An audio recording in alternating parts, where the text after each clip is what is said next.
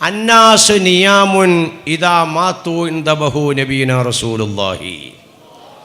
മനുഷ്യന്മാർ ഉറങ്ങുകയാണ്. തങ്ങളുടെ ഭാഷ നോക്കി, മനുഷ്യർ ഉറങ്ങുകയാണ്. ഇദാ മാതു, മരിക്കുമ്പോൾ ഉണരുകയാണ്. മരിക്കുമ്പോഴാ ഉണരണേ. കല്ല ഇദാ ബലഗത്തി തറാഖിയ വഖീല മൻ അറാഖ്.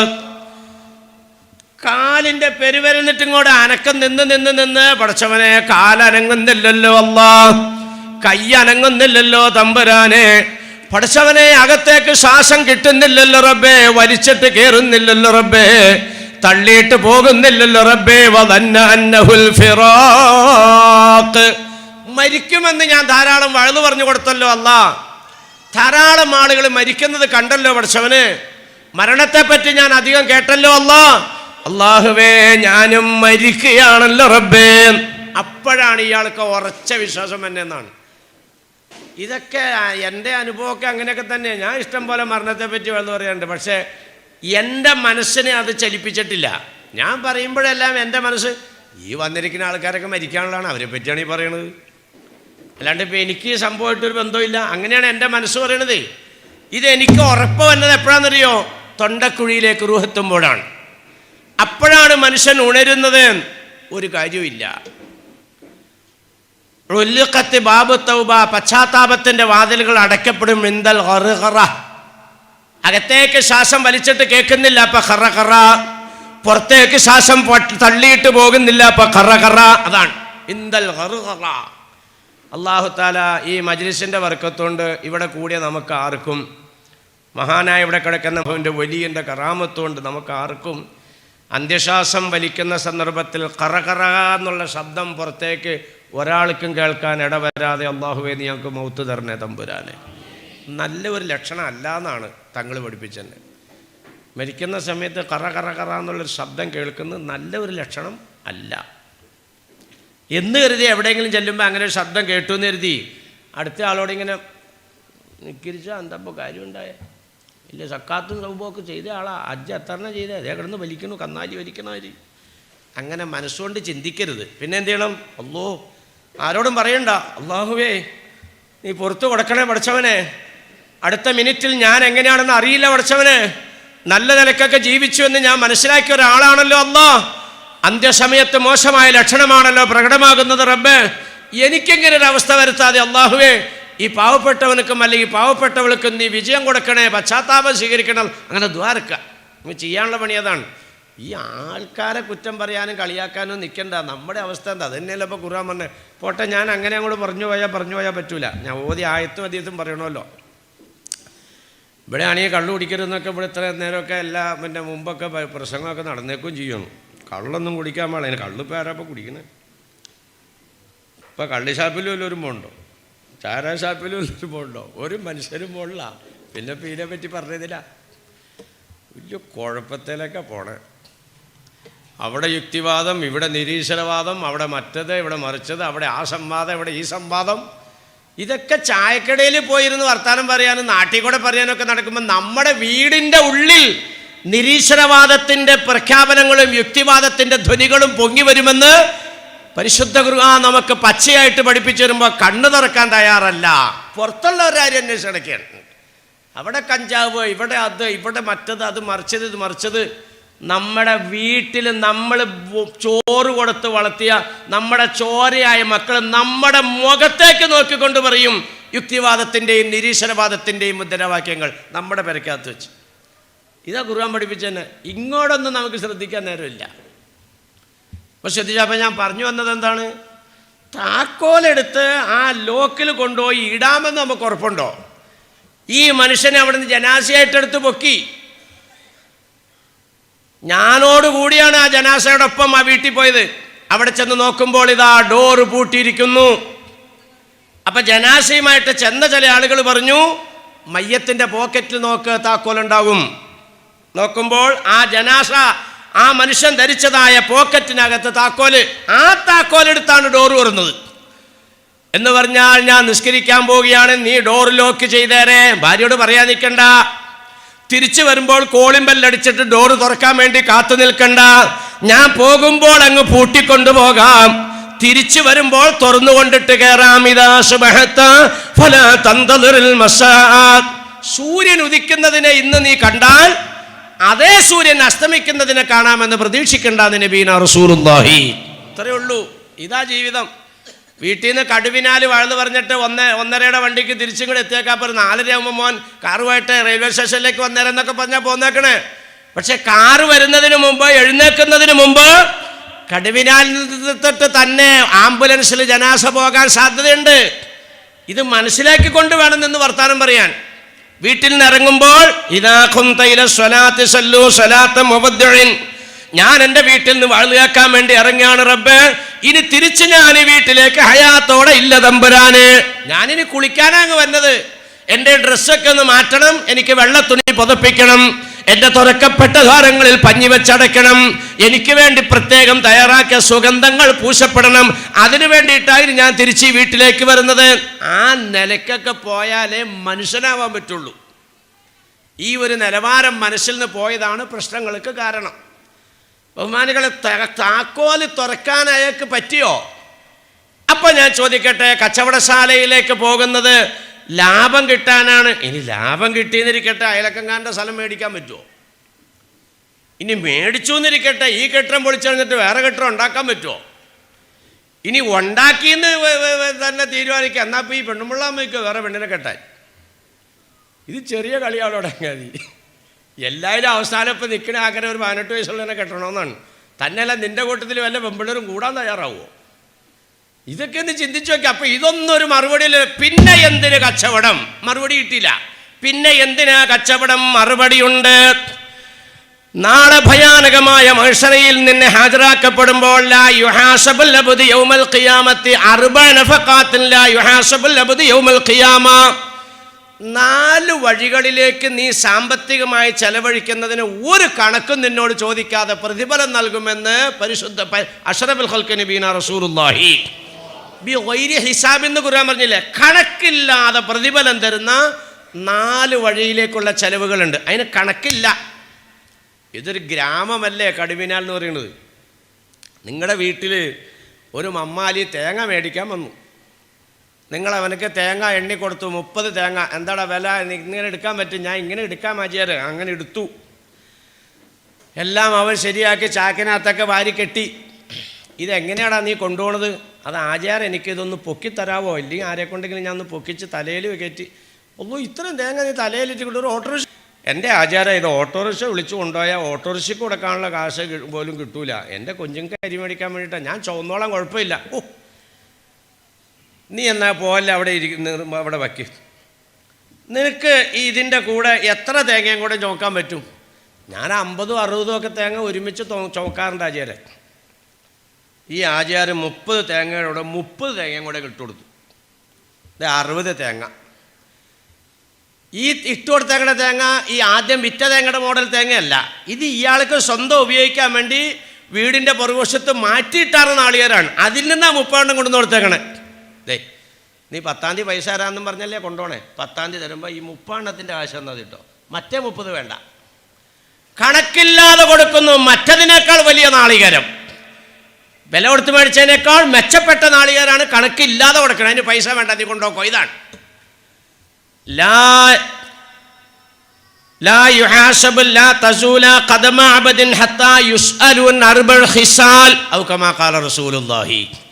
നാളെ മഹ്ശറയിൽ രാജാതിരാജൻ്റെ മുമ്പിൽ നീ നിൽക്കുമ്പോൾ 4 കാര്യത്തെ സംബന്ധിച്ച് സമാധാനം പറയാണ്ട് നിന്റെ പാദമനക്കാൻ അനുവദിക്കില്ല എന്ന് മുത്തു മുഹമ്മദ് റസൂലുള്ളാഹി. ഇത് പറഞ്ഞ് അതേ നാവ് കൊണ്ട് തന്നെ പറയുന്നത് 4 വഴിക്ക് ചെലവഴിച്ചാൽ ഒരു കണക്കും ചോദിക്കില്ല, വാരിക്കോരി തരും.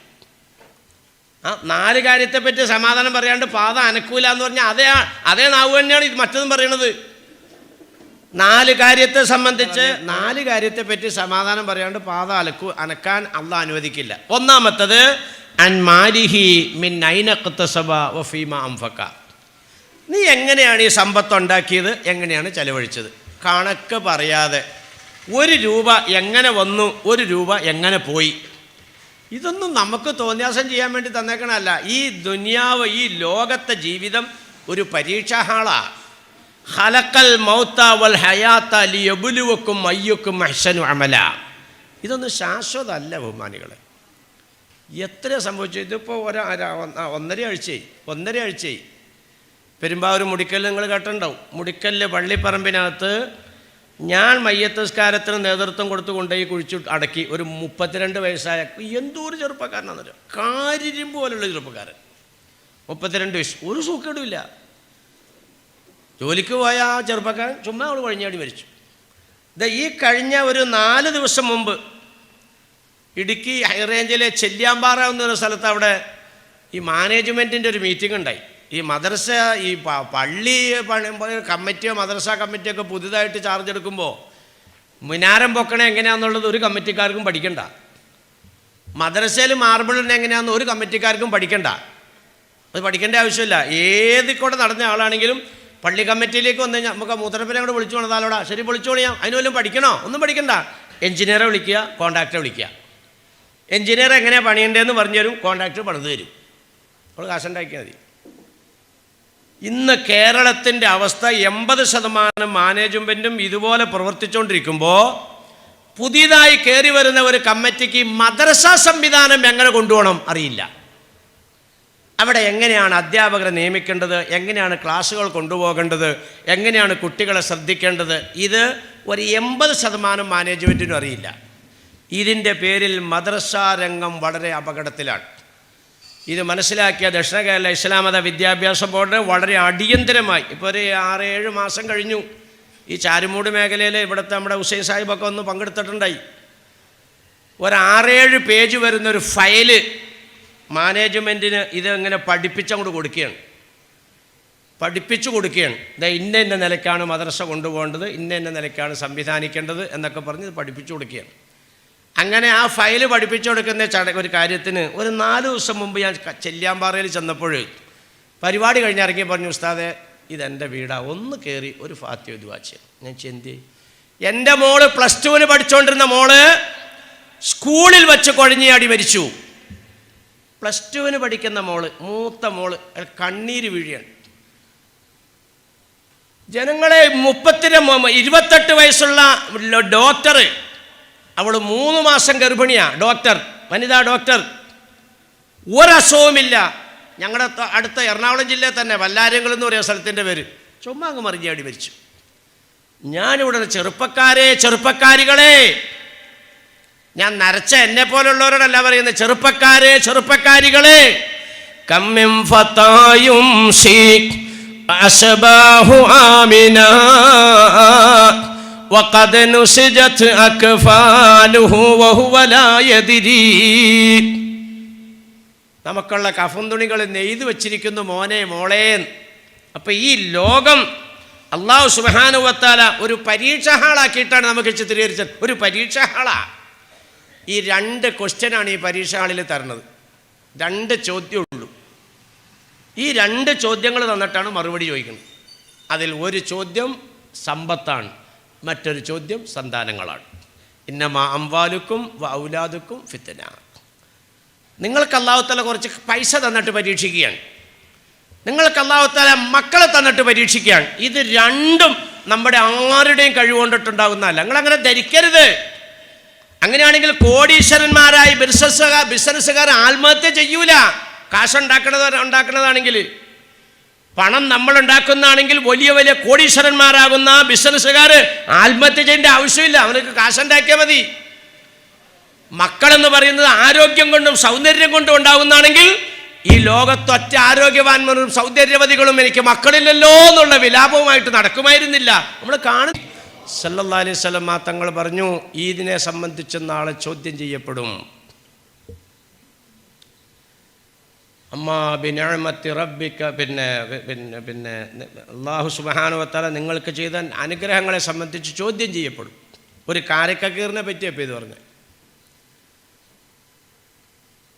അള്ളാഹു നാളെ ഹിസാബ് എളുപ്പാവുന്നവരുടെ കൂട്ടത്തിൽ നമ്മൾ പെടുത്തി തന്ന് അനുഗ്രഹിക്കുമാറാകട്ടെ. അബ്ദുറഹ്മാൻ ഔഫ് റളിയല്ലാഹു അൻഹുവിൻ്റെ ഒട്ടകങ്ങളും ഒട്ടകത്തിൻ്റെ മുകളിലുള്ള ചരക്കുകളും ഒക്കെ ആയിട്ട് ലോഡ് നമ്മളിവിടെ ലോറിക്ക് ലോഡ് വന്നാതിരി ഒട്ടകത്തിൻ്റെ മുകളിൽ ധാരാളം ചരക്കുകൾ എല്ലാത്തിനും അവിടെ പിന്നെ ബന്ധിച്ചിട്ട് ഇവർ നിസ്കരിക്കാൻ കയറി. ബന്ധിക്കാൻ കയറിയാലും ബന്ധിച്ചിട്ട് കയറിയാലും ഇതുങ്ങൾ കയറൊക്കെ തമ്മിൽ അങ്ങോട്ടും ഇങ്ങോട്ടും എത്തുമല്ലോ. കടി കിടി കിടിയൊക്കെ കേട്ടു ഒച്ചപ്പാട്. ആ ഒച്ചപ്പാട് കേട്ടപ്പോൾ ഉമ്മുൽ മുഅ്മിനീൻ ആയിഷത്തു തുഹ്റ റളിയല്ലാഹു അൻഹ എന്താ ഒച്ച കേൾക്കണമെന്ന് ചോദിച്ചു. പറഞ്ഞത് അബ്ദുറഹ്മാൻ ഇബ്നു ഔഫ് റളിയല്ലാഹു അൻഹുവിൻ്റെ ഒട്ടകക്കൂട്ടങ്ങൾ ഇവിടെ വന്ന് അവർ നിസ്കരിക്കാൻ വേണ്ടി കയറി അവിടെ നിർത്തിയിരിക്കുന്ന ആ ഒട്ടകങ്ങൾ പരസ്പരം കടി കൂടുന്ന ശബ്ദമാണ്. അല്ലാഹുവിൻ്റെ റസൂൽ സല്ലല്ലാഹു അലൈഹി വസല്ലം തങ്ങൾ പറഞ്ഞത് അത്ര പരമാർത്ഥം ഒരു വാക്ക് പറഞ്ഞുപോയി ആയിഷ റളിയല്ലാഹു അൻഹ. ഈ ശബ്ദം അബ്ദുറഹ്മാൻ ഇബ്നു ഔഫ് റളിയല്ലാഹു അൻഹുവിൻ്റെ ചെവിയിലെത്തി. ഓടി വന്നു, ഉമ്മുൽ മുഅ്മിനീൻ, എന്നെ പറ്റി പൊന്നാർ നബി തങ്ങൾ പറഞ്ഞത് എന്താണെന്ന് എനിക്ക് അറിഞ്ഞെങ്കിൽ നന്നായിരുന്നു. അപ്പോഴാ പറയുന്നത്, മിഅ്റാജിന്റെ രാത്രി സ്വർഗത്തിലേക്ക് പോകുന്ന റസൂലുള്ളാഹിന്റെ ഉമ്മത്തികളെ കാണുമ്പോൾ അവസാനമായി ഇരുന്ന് നിരങ്ങിപ്പോകുന്ന വ്യക്തി നിങ്ങളെയാണ് എന്ന് പൊന്നാർ നബി തങ്ങൾ പറയുന്നത് ഞാൻ കേട്ടിട്ടുണ്ട്. എന്താണ് അതിന്റെ കാരണമെന്ന് അന്വേഷിക്കുമ്പോൾ തനിക്ക് കിട്ടിയ സമ്പത്തിനെ സംബന്ധിച്ചുള്ള കണക്ക് പറഞ്ഞതിൻ്റെ പേരിൽ അവശതയായി പോയി. വന്ന പണം പോയ പണം ഇത് പറഞ്ഞ് പറഞ്ഞ മനുഷ്യൻ ഈ നിലവാരത്തിലായി ഇരുന്ന് നിരങ്ങിപ്പോകുന്നു. ഇന്ന് മദീന പള്ളിയിൽ ചെന്നാൽ നിസ്കരിക്കുന്ന അബ്ദുറഹ്മാൻ ഔഫ് റളിയല്ലാഹു അൻഹു കൊടുത്ത സ്ഥലത്താണ് നമ്മൾ നിസ്കരിക്കുന്നത്.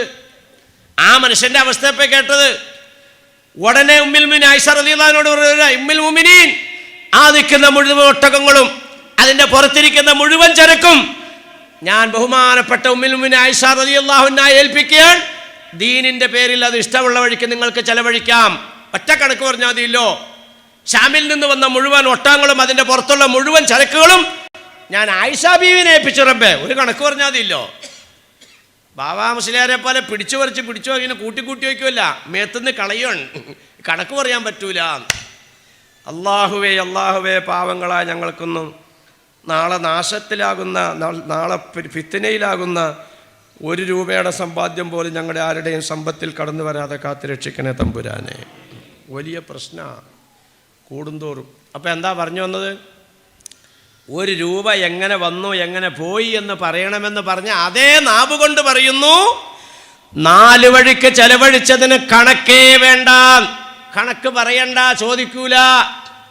ഒന്നാമത്തേത് നഫഖത്തുഹു അലാ അബവൈഹി, മോനെ മോളെ നിന്റെ ഉമ്മാക്കും ഉപ്പാക്കും ചെലവഴിക്കുന്നതാണെന്ന് നബിയുനാ റസൂലുള്ളാഹി. മാതാപിതാക്കൾക്ക് ചെലവഴിച്ചോ, പരമാവധി ചെലവഴിച്ചോ, കണക്കില്ലാതെ പ്രതിഫലം കിട്ടും. ഇന്ന് അവരെ ഞെക്കിയിട്ടാണ് ബാക്കിയുള്ള കാര്യങ്ങളൊക്കെ നടത്തുന്നത്. എല്ലാവർക്കും കൊടുത്തിട്ട് ബാക്കിയുണ്ടെങ്കിൽ വാപ്പാക്ക് കൊടുക്കും. മീറ്റിംഗ് അല്ലാതെ നമ്മൾ വാപ്പാക്ക് വേണ്ടി അധികമൊക്കെ ചെലവഴിച്ചിട്ടില്ലേ, അപ്പോൾ അത് നമ്മൾക്കെല്ലാവർക്കും തുല്യമായിട്ടത് വീതം വച്ചെടുക്കാം. ഒരാൾക്കും കൂടുതലും കുറവും വരണ്ട. അപ്പോൾ അതിന് വേണ്ടിയിട്ടാണ്. എന്നാൽ എഴുതിക്കോ, കാറിൻ്റെ പൈസ ഞാനാ കൊടുത്തത്, 15,000 രൂപ എഴുത്. ഇല്ലേ ചില വീട്ടിലൊക്കെ എഴുതുമ്പോൾ നിങ്ങൾ എഴുതിപ്പിച്ചോ, നിങ്ങളുടെയൊക്കെ എഴുതിക്കോ, എൻ്റെ ഭാഗത്തുനിന്ന് ചെലവാക്കിയത് ഞാൻ എഴുതാൻ തയ്യാറല്ല, പറയാൻ തയ്യാറല്ല. നിങ്ങളുടെ ഭാഗത്തുനിന്ന് ചെലവായതിൻ്റെ വിഹിതം ഞാൻ നൽകാൻ തയ്യാറാണ്. ഇതിൻ്റെ പേരാ ഇഹ്സാൻ. ഒബിൽ വാലിദൈനി ഇഹ്സാന. അള്ളാഹ്ക്ക് ഇബാദത്തെടുക്കുക, പടച്ചവനക്ക് വഴിപ്പെടുക എന്ന് പറഞ്ഞ പടച്ചവൻ പറയാൻ അതിൻ്റെ കൂട്ടത്തിൽ കൂട്ടി വെച്ചത് ഉമ്മാനെ ഉപ്പാനെയാണ്. മാതാപിതാക്കൾക്ക് നിങ്ങൾ ഇഹ്സാൻ ചെയ്യുക. എന്തുട്ടാ ഇഹ്സാൻ? ജിബ്രീൽ അലൈഹി സ്വലാത്തു വസ്സലാം വന്നിട്ട് റസൂലുള്ളാഹി തങ്ങളോട് പറഞ്ഞു കൊടുക്കുകയാണ്, സഹാബാക്കൾക്ക് കേൾക്കാൻ വേണ്ടിയാണ്. നബി തങ്ങളോട് ചോദിക്കുന്നു, ഇസ്ലാം എന്താ നബിയെ? അപ്പോൾ പറഞ്ഞു കൊടുത്തു. ഈമാൻ എന്താണ് നബിയെ? പറഞ്ഞു കൊടുത്തു. ചോദിച്ച ആളെ ഈ മറുപടി കേൾക്കുമ്പോൾ ഒക്കെ പറയാണ് എല്ലാം കറക്റ്റ്. അപ്പോൾ കേട്ടിരിക്കുന്നവർക്കൊക്കെ അത്ഭുതം, ഇതെന്താ ഇപ്പോൾ കേൾക്കണത്? പഠിക്കാൻ വന്ന ആൾ ചോദിക്കുന്നു, പഠിപ്പിക്കുന്ന ആൾ പറഞ്ഞു കൊടുക്കുന്നു. അപ്പോൾ പഠിക്കാൻ വന്ന ആൾ പറയാണ് കറക്റ്റ്. എന്നാൽ പിന്നെ ചോദിക്കണെന്തിനാണ്? അത് കഴിഞ്ഞ് കഴിഞ്ഞപ്പോൾ ചോദിച്ചു, ഈമാനും ഇസ്ലാമും മാത്രമല്ല നമുക്കുണ്ടത് ഉള്ളത്. അത് കഴിഞ്ഞിട്ട് ചോദിക്കുന്നു, ഇഹ്സാൻ എന്താണ് നബിയെ? അൻ തഅബ്ദുല്ലാഹ് അന്നക തറാഹു ഇല്ലൻ തകുൻ തറാഹു ഇന്നഹു യറാക. നീ അല്ലാഹനെ കാണുന്നില്ല, പക്ഷെ അല്ലാഹ് നിന്നെ കാണുന്നുണ്ടെന്നുള്ള നിലയ്ക്കൊരു നന്മ ചെയ്യുന്നതിൻ്റെ പേരാണ് ഇഹ്സാൻ. 4 വയസ്സായ കൊച്ചു ചായപ്പൊടി മേടിക്കാൻ വന്നു. 1/2 കിലോ ചായപ്പൊടി താട്ടി ഹൈദരാലി കാക്ക തൂക്കിക്കുമ്പോൾ 350 ഗ്രാമേ ഉള്ളൂ. കൊച്ചിന് തൂക്കറിയാൻ പാടില്ല. 1/2 കിലോൻ്റെ പൈസ മേടിച്ചു, പോക്കറ്റിൽ മേശയിലിട്ടു. കൊച്ചിന് തൂക്കറിയില്ലല്ലോ. എടോ, നിങ്ങളെ കുഞ്ഞിനെയാണ് വഞ്ചിച്ചിട്ടുള്ളൂ, നിന്റെ പടച്ചോൻ വരാൻ കാണുന്നുണ്ട്. മോനെ മോളെ 1/2 കിലോ ചായപ്പൊടി ഇവിടെ ഇല്ല, ഇത് 350 ഗ്രാമേ ഉള്ളൂ, അത്രയത്തിൻ്റെ പൈസ കാക്ക എടുത്തിട്ടുള്ളൂ കേട്ടോ. അത് കൊടുക്കുന്നതിൻ്റെ പേരാണ് ഇഹ്സാൻ. പടച്ചവനെ, ഞാൻ ഈ കൊച്ചിനെ വഞ്ചിച്ചാലും നീ കാണുന്നുണ്ടല്ലോ തമ്പുരാനെ. മദ്രസയിൽ സദറില്ല. ഇന്നലെ മുഹിയുദ്ദീൻ റാത്തീബ് പറഞ്ഞു രാത്രി 1 മണിക്കാണ് തീർന്നത്, ഭയങ്കര ഉറക്കക്ഷീണമുണ്ട്, എന്തായാലും സദർ ഒളിഞ്ഞു നോക്കാൻ വരൂല, പിള്ളേരോട് അങ്ങോട്ട് ഓതിക്കോളാൻ പറഞ്ഞിട്ട് മേശയിലേക്ക് തല കമിഴ്ത്തി വെച്ചുകൊണ്ട് കിടന്ന് അങ്ങോട്ട് ഉറങ്ങിയേക്കാം. എടോ, നീ അങ്ങനെ കിടന്ന് ഉറങ്ങുമ്പോൾ സദറിനെയാണ് നീ വഞ്ചിച്ചിട്ടുള്ളൂ, അള്ളാനെ നീ വഞ്ചിച്ചിട്ടില്ല. പടച്ചവൻ വരാൻ കണ്ടോണ്ടിരിക്കുകയാണ്. പടച്ചവന് സദറുണ്ടായാലും വേണ്ടില്ല, സദർ ഇല്ലാതിരുന്നാലും വേണ്ടില്ല. അള്ളാഹുവേ, ഈ കുഞ്ഞുങ്ങളുടെ ടൈം എൻ്റെ മുന്നിലേക്ക് നീ തന്നേപ്പിച്ചതാണ് തമ്പുരാനെ. ആ ടൈമിൽ എൻ്റെ ഭാഗത്തേക്ക് നീ തന്ന ഇൽമിനെ പകർന്നു കൊടുക്കൽ എൻ്റെ ബാധ്യതയാണ് തമ്പുരാനെ, ധാർമ്മിക ഉത്തരവാദിത്തമാണ് റബ്ബേ. ആ നിലയ്ക്ക് ചെയ്യുന്നതിൻ്റെ പേരാണ് ഇഹ്സാൻ. എൻ്റെ വാപ്പ എനിക്ക് 10 പൈസ തന്നിട്ടില്ല, എൻ്റെ ഉമ്മാടെ 10 രൂപ ഞാൻ എടുത്തിട്ടില്ല, എനിക്ക് കാരണവന്മാരുടെ സ്വത്തൊന്നും കിട്ടിയിട്ടില്ല. കാരണവന്മാരുടെ സ്വത്ത് എടുത്തിരിക്കുന്നത് മറ്റ് ജ്യേഷ്ഠന്മാരാണ്, അനുജന്മാരാണ്, പെങ്ങന്മാരാണ്. അവരൊന്നും ഉമ്മാനെ നോക്കുന്നില്ല, ഉപ്പാനെ നോക്കുന്നില്ല. അതെനിക്ക് പ്രശ്നമല്ല റബ്ബേ. എൻ്റെ മാതാപിതാക്കളുടെ സ്വത്തിന് വേണ്ടിയിട്ടല്ല എൻ്റെ ഉമ്മാനെ ഞാൻ നോക്കുന്നത്, എൻ്റെ ഉപ്പാനെ ഞാൻ സംരക്ഷിക്കുന്നത്. എൻ്റെ ജ്യേഷ്ഠന്മാരെയും അനുജന്മാരെയും സഹോദരങ്ങളെ ബോധ്യപ്പെടുത്താനല്ല ഞാനിത് ചെയ്യുന്നത്. എൻ്റെ ഉമ്മാക്ക് അസുഖമാണ്, ഞാൻ മരുന്ന് വാങ്ങിക്കൊടുക്കാൻ പോവുകയാണ്. എൻ്റെ ഉപ്പാക്ക് വേണ്ടതെല്ലാം ചെയ്യുകയാണ് റബ്ബേ.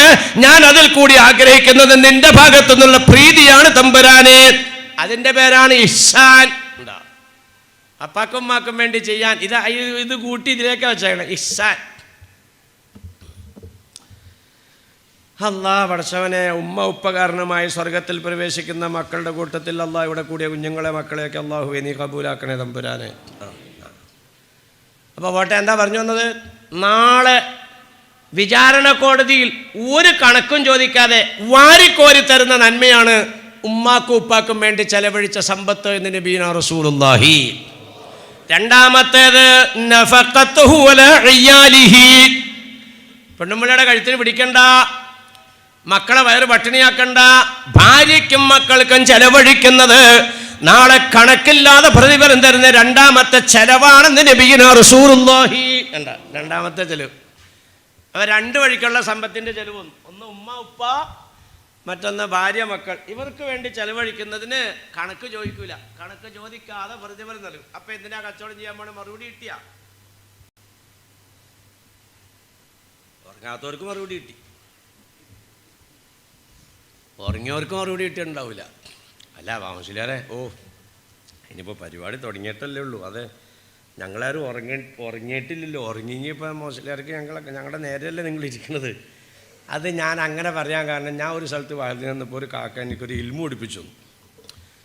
മോശിലേറെ ചില ആളുകൾക്ക് ഉറങ്ങണമെങ്കിൽ കണ്ണടക്കണ്ട. അപ്പോൾ മറുപടി കിട്ടി. എന്തിനാ കച്ചവടം ചെയ്യാൻ പോണേ? കാശുണ്ടാവണം. കാശുണ്ടാവണതിനാ എനിക്ക് നല്ലൊരു വീടുണ്ടാക്കണം, കാശുണ്ടാവണതിനാ എനിക്ക് കാറ് മേടിക്കണം. എന്തിനാണ് ഞാൻ വീടുണ്ടാക്കുന്നത്? എനിക്ക് താമസിക്കാം. ഇങ്ങനെയൊക്കെ നമ്മളങ്ങോട്ട് കരുതണം. വീട് പണിയുമ്പോഴേ പഠിച്ചവനെ റബ്ബിൽ ലെവലിൽ തന്നെ താമസിക്കുന്ന ഉസ്താദിനോട് പറഞ്ഞിട്ടുണ്ട്, എനിക്കിതിനകത്ത് താമസിക്കാനാണ്. അങ്ങനെയല്ല, അല്ലാഹുവേ ഞാൻ ഈ ഭവനം നിർമ്മിക്കുന്നത് എൻ്റെ ഉമ്മ കിടക്കാനാണ്, എൻ്റെ ഉപ്പ ഇതിനകത്ത് കിടക്കാനാണ്, എൻ്റെ പ്രിയപ്പെട്ട ഭാര്യ കിടക്കാനാണ്, എൻ്റെ പൊന്നോമന മക്കൾ കിടക്കാനാണ്, പേരക്കുഞ്ഞുങ്ങൾ കിടക്കാനാണ്. എത്ര കാലം എൻ്റെ കുടുംബത്തിലുള്ളവർ ഇതിനകത്ത് കിടക്കുന്നവോ അത്രയും കാലം പഠിച്ചവനെ നാളെ എനിക്ക് കണക്കില്ലാതെ പ്രതിഫലം കിട്ടുന്ന നന്മയാണ് റബ്ബേ. വീട് പണിയണമെങ്കിൽ കാശ് വേണം, അപ്പൊ കച്ചവടം ചെയ്യണം. അല്ലാഹുവേ, കാറ്, എൻ്റെ കാറിനകത്ത് പഠിച്ചവനെ എൻ്റെ ഉമ്മ സഞ്ചരിക്കുന്ന കാലം, എൻ്റെ ഉപ്പ സഞ്ചരിക്കുന്ന കാലം, എൻ്റെ ഭാര്യയുടെ കാലം, അതെനിക്ക് നാളെ ആഖിറത്തിലേക്ക് കണക്കില്ലാതെ കൂലി കിട്ടുന്ന നന്മയാണ് റബ്ബേ. കണക്കില്ലാതെ കാറ് മേടിക്കുന്ന കാശ് വേണ്ടേ? ഇപ്പൊ കച്ചവടം ചെയ്യുന്നതിന് മറുപടി കിട്ടിയ കച്ചവടം ചെയ്യാൻ പോയതിൻ്റെ മറുപടി ഇതാണ്: സമ്പത്തുണ്ടാകണം, എൻ്റെ ഭാര്യയിൽ കൂടി, എൻ്റെ മക്കളിൽ കൂടി, എൻ്റെ ഉമ്മ ഉപ്പായിൽ കൂടി നാളെ എനിക്കത് വലിയ ഒരു സമ്പത്തായിട്ട് മാറണം. ഇതിനാ കച്ചവടം ചെയ്യാൻ പോണത്. ഇതാ മറുപടി. ഇങ്ങനെ എല്ലാ കാര്യത്തിനും മറുപടി കാണണം. ബാബുശിലാരെന്തിനാണ് കടുവിനാലിൽ വഴുതിന് വന്നേക്കണത്? അതെന്തായാലും എന്തെങ്കിലും ഒരു കാര്യപ്പെട്ടില്ല. കാരണം ഹുസൈൻ സാഹിബ് കുറേ മുമ്പ് മുതലൊക്കെ നമ്മളെ അറിയുന്ന ആളാണ്. അപ്പോൾ എന്തായാലും കാര്യമായിട്ട് കൈമുടക്ക് കിട്ടും. അപ്പോൾ കൈമുടക്ക് കിട്ടുന്നതിനാണ്. കൈമുടക്ക് കിട്ടുന്നത് ഇപ്പം ആ കെട്ടി അടക്കി വെച്ചേക്കണതിൻ്റെ കൂട്ടത്തിൽ ഇത് കൊണ്ടിട്ട് കെട്ടി അടക്കി വെക്കണം. എന്നിട്ടത് കെട്ടി അടക്കി വെക്കണതിനാണ്. ഇപ്പം അവിടെ പിന്നെ അപ്പുറത്ത് കുറച്ച് സ്ഥലമൊക്കെ ആ നായർ കൊടുക്കാമെന്നൊക്കെ പറഞ്ഞിട്ടുണ്ട്. അപ്പം നായർക്കെങ്ങാനും അങ്ങനെ ഒരു ബുദ്ധി തോന്നുവാണെങ്കിൽ അതും കൂടെ ഇങ്ങോട്ട് മേടിച്ചു കഴിഞ്ഞാൽ പിന്നെ ഇപ്പോൾ ഉള്ളതിൻ്റെ കൂടെ കുറച്ചും കൂടെ അങ്ങോട്ട് കൂടും. ഇതാണെങ്കിൽ ഈ പണി പൊളിഞ്ഞു. ഈ നെയ്യത്തിലാണ് ബാബാ മുസ്ലിയാർ ആലുവയിൽ നിന്ന് വണ്ടി കയറിയെങ്കിൽ ഇടപാട് തീർന്നു. പിന്നെ എന്താടോ നെയ്യത്ത് എന്നത് കൈമുടക്കാറുണ്ടെന്നല്ലാട്ടെ പറഞ്ഞത്. പിന്നെ എന്താടോ നെയ്യത്ത്, പിന്നെ എന്താ നെയ്യത്ത്? പടച്ചോമ്പുരാനെ, എനിക്ക് എൻ്റെ ഉസ്താദന്മാരിൽ നിന്ന് കിട്ടിയത് എൻ്റെ മുമ്പിൽ വരുന്ന ജനത്തിന് പകർന്നു കൊടുക്കണം റബ്ബേ. അതെങ്ങനെ പകർന്നു കൊടുത്താൽ നാളെ എനിക്ക് അള്ളാന്റെ അടുക്കൽ നിലനിൽക്കുന്ന ഖബറിലേക്ക് എന്നെ അവിടെ കൊണ്ടുപോയി വച്ചാൽ മുറിയാതെ കിട്ടുന്ന നന്മയാണ് നീ ഒരറിവ് ഒരാൾക്ക് പഠിപ്പിച്ചു കൊടുത്തിട്ടുണ്ടെങ്കിൽ ആ അറിവ് അടുത്ത ആളിലേക്ക് പകരുമ്പോൾ, അത് അപ്പുറത്തേക്ക് പകരുമ്പോൾ നിനക്ക് നാളെ ഖബറിലേക്ക് ഖിയാമത്ത് നാൾ വരെ പണിയെടുക്കാതെ കിട്ടുന്ന നന്മയാണ് നബീന റസൂലുള്ളാഹി. ഞാൻ അതിനു വേണ്ടിയിട്ടാണ് ഈ വഴുതിന് വന്നേക്കണം എന്നുള്ള നെയ്യത്തിലാണ് ഞാൻ വന്നേക്കണമെങ്കിൽ എൻ്റെ യാത്ര വിജയമാണ്. കൈമുടക്കിന് വേണ്ടിയിട്ടാണ് വന്നേക്കണമെങ്കിൽ എൻ്റെ യാത്ര പരാജയമാണ്. നെയ്യത്ത് മാറും, നെയ്യത്ത് ശരിയാണ്. നെയ്യത്തേലാണല്ലോ ഇപ്പോൾ ഒക്കെ. മക്കേന്ന് പാടുപെട്ട് മദീന വരെ കുത്തിപ്പിടിച്ച് നടന്ന കാക്കാടെ മുഖത്ത് നോക്കിക്കൊണ്ടല്ലേ പറഞ്ഞേ പെണ്ണ് കെട്ടാൻ വന്നതിന് പെണ്ണ് കിട്ടും, ഇത്രേ ഉള്ളൂ. ഇതാര് പറഞ്ഞത്? അഷ്റഫുൽ ഖൽഖ് നബീന റസൂലുള്ളാഹി. ഞാൻ പ്രേമിച്ചൊരു പെണ്ണ് അതിനകത്തുണ്ട്, അവളും പോവാണ് അങ്ങോട്ട്. നീ പോവാണെന്ന് ചോദിച്ചാൽ അതെ ഞാൻ പോവാ, എനിക്ക് റസൂലുള്ളാഹിനെ വിട്ടിട്ടുള്ള ജീവിതമില്ല, ഞാൻ മദീനത്തേക്ക് പോകണം. എന്നാൽ ഞാനും വരാം. ആ പോക്ക് അള്ളാഹ് റസൂലിന് വേണ്ടിയല്ല, പിന്നെ ഇവളെ കെട്ടണമെങ്കിൽ ഇപ്പോൾ പുറകെ പോകാണ്ട് പറ്റൂല. അങ്ങനെ പോയി. അപ്പോഴവിടെ ചെന്നപ്പോൾ ഫസ്റ്റിലത്തെ വഴി അള്ളാഹ് റസൂലിന് വേണ്ടി യാത്ര ചെയ്തവർക്ക് ഓക്കെ, അവർക്ക് അത് കിട്ടിയിട്ടുണ്ട്. പെണ്ണിന് വേണ്ടി യാത്ര ചെയ്തവർക്ക് പെണ്ണ് കിട്ടും. ഇതായിരുന്നു ആദ്യത്തെ വഹിയ. പടച്ചവനെ, എന്തെങ്കിലും ചെയ്യണ്ടെങ്കിൽ നല്ല നെയ്യത്തിൽ ചെയ്യാൻ ഞങ്ങളെ അനുഗ്രഹിക്കണേ തമ്പുരാനെ. വലിയ പ്രശ്നവുമാനികളെ. ആൾക്കാരുടെ ധാരണ ഈ മുസ്ലിമായി ഈമാനോട് മരിക്കാന്നൊക്കെ പറഞ്ഞാൽ എളുപ്പമുള്ള പണിയാണ്. എളുപ്പമുള്ള പണിയല്ല ഇത് വലിയ പാടാണ്. എന്നപ്പോൾ ഇതിനകത്ത് നിന്ന് ഇടങ്ങാറാവണമെന്ന് ആരെങ്കിലും പറയണ്ടോ? പൊക്കോ അപ്പുറത്തേക്ക് യാതൊരു തടസ്സവും ഇല്ല. ഇതാണ് നമുക്ക് മനസ്സിലാവാത്ത കേസ്. ഇതിനകത്ത് മര്യാദയ്ക്ക് നിൽക്കുകയില്ല, പുറത്തേക്ക് പോവുകയില്ല. ഇതെന്താണെന്ന് നമുക്ക് മനസ്സിലാവണില്ല. പോട്ടെ ഞാൻ അതേ കയറി പിടിക്കണില്ല. അപ്പോൾ എന്താ പറഞ്ഞു വന്നത്? എന്താണ് നമ്മൾ ചെയ്യുന്ന ഓരോ ജോലികളും എന്തിനാണെന്ന് മനസ്സിലാക്കി ചെയ്യണമെന്ന് നമ്മെ പഠിപ്പിക്കുന്നുവെങ്കിൽ ഈ പാട് കഴിച്ച് രാവും പകലും ഇല്ലാതെ അധ്വാനിച്ച് ഈ ചോര വേർപ്പാക്കി അധ്വാനിച്ച് ഈ മക്കളെ ഈ നിലയ്ക്ക് നമ്മൾ മുന്നോട്ട് കൊണ്ടുപോകുന്നത് എന്തിനാണ്? എല്ലാവർക്കും സങ്കടമാണല്ലോ. കൊച്ചു ക്ഷീണിക്കാൻ പാടില്ല, കൊച്ചിന് വിഷമം വരാൻ പാടില്ല, കൊച്ചിന് ഉറക്കം പോകാൻ പാടില്ല. എല്ലാ നിലയ്ക്കും എല്ലാ തന്തയ്ക്കും തള്ളയ്ക്കും മക്കളെ സംബന്ധിച്ച് അസ്വസ്ഥതയാണ്. എന്തിനാണ് ഇങ്ങനെ ഇവരെ വളർത്തണത്? മറുപടി പറ. എന്താ മറുപടി? അതേ ബാമശിലാരെ, വലിയ പെരുന്നാളിന് കടുവിനാൽ പള്ളിയുടെ പറമ്പിൽ കൊണ്ടുവന്നിട്ട് ഉളുഹിയ അറുത്ത് കൊടുക്കാനാണ് മോനെ വളർത്തണത്. അൽഹംദുലില്ലാഹ്. അപ്പോൾ ക്ഷീണിച്ചാൽ പറ്റൂല. കാരണം എല്ലാ വീട്ടിലേക്കും ഓരോ കഷ്ണം ഇറച്ചി കിട്ടണമെങ്കിൽ ഇതിന് അറുക്കുമ്പോൾ ഇറച്ചി ഉണ്ടാവണം. അപ്പം നല്ല മറുപടിയാണ്. അപ്പം ശരിക്കും തീറ്റയെ കൊടുത്ത് നന്നായിട്ട് വളർത്തും, നല്ല വണ്ണം ഉണ്ടാവട്ടെ കേട്ടോ. മറ്റേ ഇതില്ലേ ഇറച്ചിക്കോഴി, ബ്രോയിലർ കോഴി, അത് നന്നായിട്ട് അങ്ങോട്ട് പുഴുങ്ങിയും പൊരിച്ചോ കൊടുത്തു കഴിഞ്ഞാൽ നല്ല വണ്ണം വയ്ക്കുമെന്ന് പറയുന്ന ആൾക്കാർ. അപ്പോൾ അങ്ങനെ എന്തെങ്കിലുമൊക്കെ കൊടുത്ത് അങ്ങനെയുള്ള. ഇപ്പോൾ നമ്മളിപ്പോൾ പാല് കിട്ടാൻ വേണ്ടി ഇപ്പോൾ ആടിനും പശുവിനൊക്കെ എന്താ ചെയ്യുക? അത് അതിന് പറ്റിയ പിണ്ണാക്കിട്ടാണ് കൊടുക്കണേ. അപ്പോൾ അതിന് പാല് അതിൻ്റെ ശരീരത്തിലുള്ളതെല്ലാം ഊറ്റിയും കൂടി പോരും. അപ്പോൾ ആ ഒരു ശൈലിയിലാണ് ഈ അങ്ങനെ വളർത്തുക. ഇത് ഇങ്ങനെ ഈ പള്ളിപ്പറമ്പിൽ കൊണ്ടുവന്നിട്ട് നിങ്ങളുടെ ഒരു മോനെ വലിയ പെരുന്നാളിൻ്റെ അല്ലെങ്കിൽ ഒരു മോളെ ഒരു വലിയ പെരുന്നാളിൻ്റെ അർത്ഥം അന്ന് ഇവിടെ കൊണ്ടുവന്നിട്ട് അർത്താലും ഞാൻ ചോദിക്കട്ടെ, വീട്ടിൽ നിന്ന് സഞ്ചി എടുത്തുകൊണ്ടിട്ട് പിള്ളേർ ഇറങ്ങുവാൻ ആൾക്കാർ, നീ എങ്ങോട്ടാ മോനെ പോണേ? ഉദയയുടെ ഇറച്ചി മേടിക്കാൻ കടുവിനാൽ പള്ളിയിലേക്ക്. വീട്ടിലേക്ക് പോടർക്കാം എന്തേ? അവിടെ ആ കാക്കാടെ ചെറുക്കനെ കൊണ്ട് നടത്തുന്നുണ്ട്. ആ ഇറച്ചിയും ചോരയൊക്കെ മറ്റേ ആടിൻ്റെ ഇറച്ചിയിലും പോത്തിൻ്റെ ഇറച്ചിയിലും ഒക്കെ ആയിട്ടുണ്ട്. ഈ കൊല്ലം ഉദയയുടെ ഇറച്ചി തിന്നണ്ടാന്ന് തീരുമാനിച്ചോ? ഒറ്റ മനുഷ്യൻ വരുമോ മേടിക്കാൻ? അപ്പം ഇതല്ലല്ലോ മറുപടി. പിന്നെ എന്താ മറുപടി?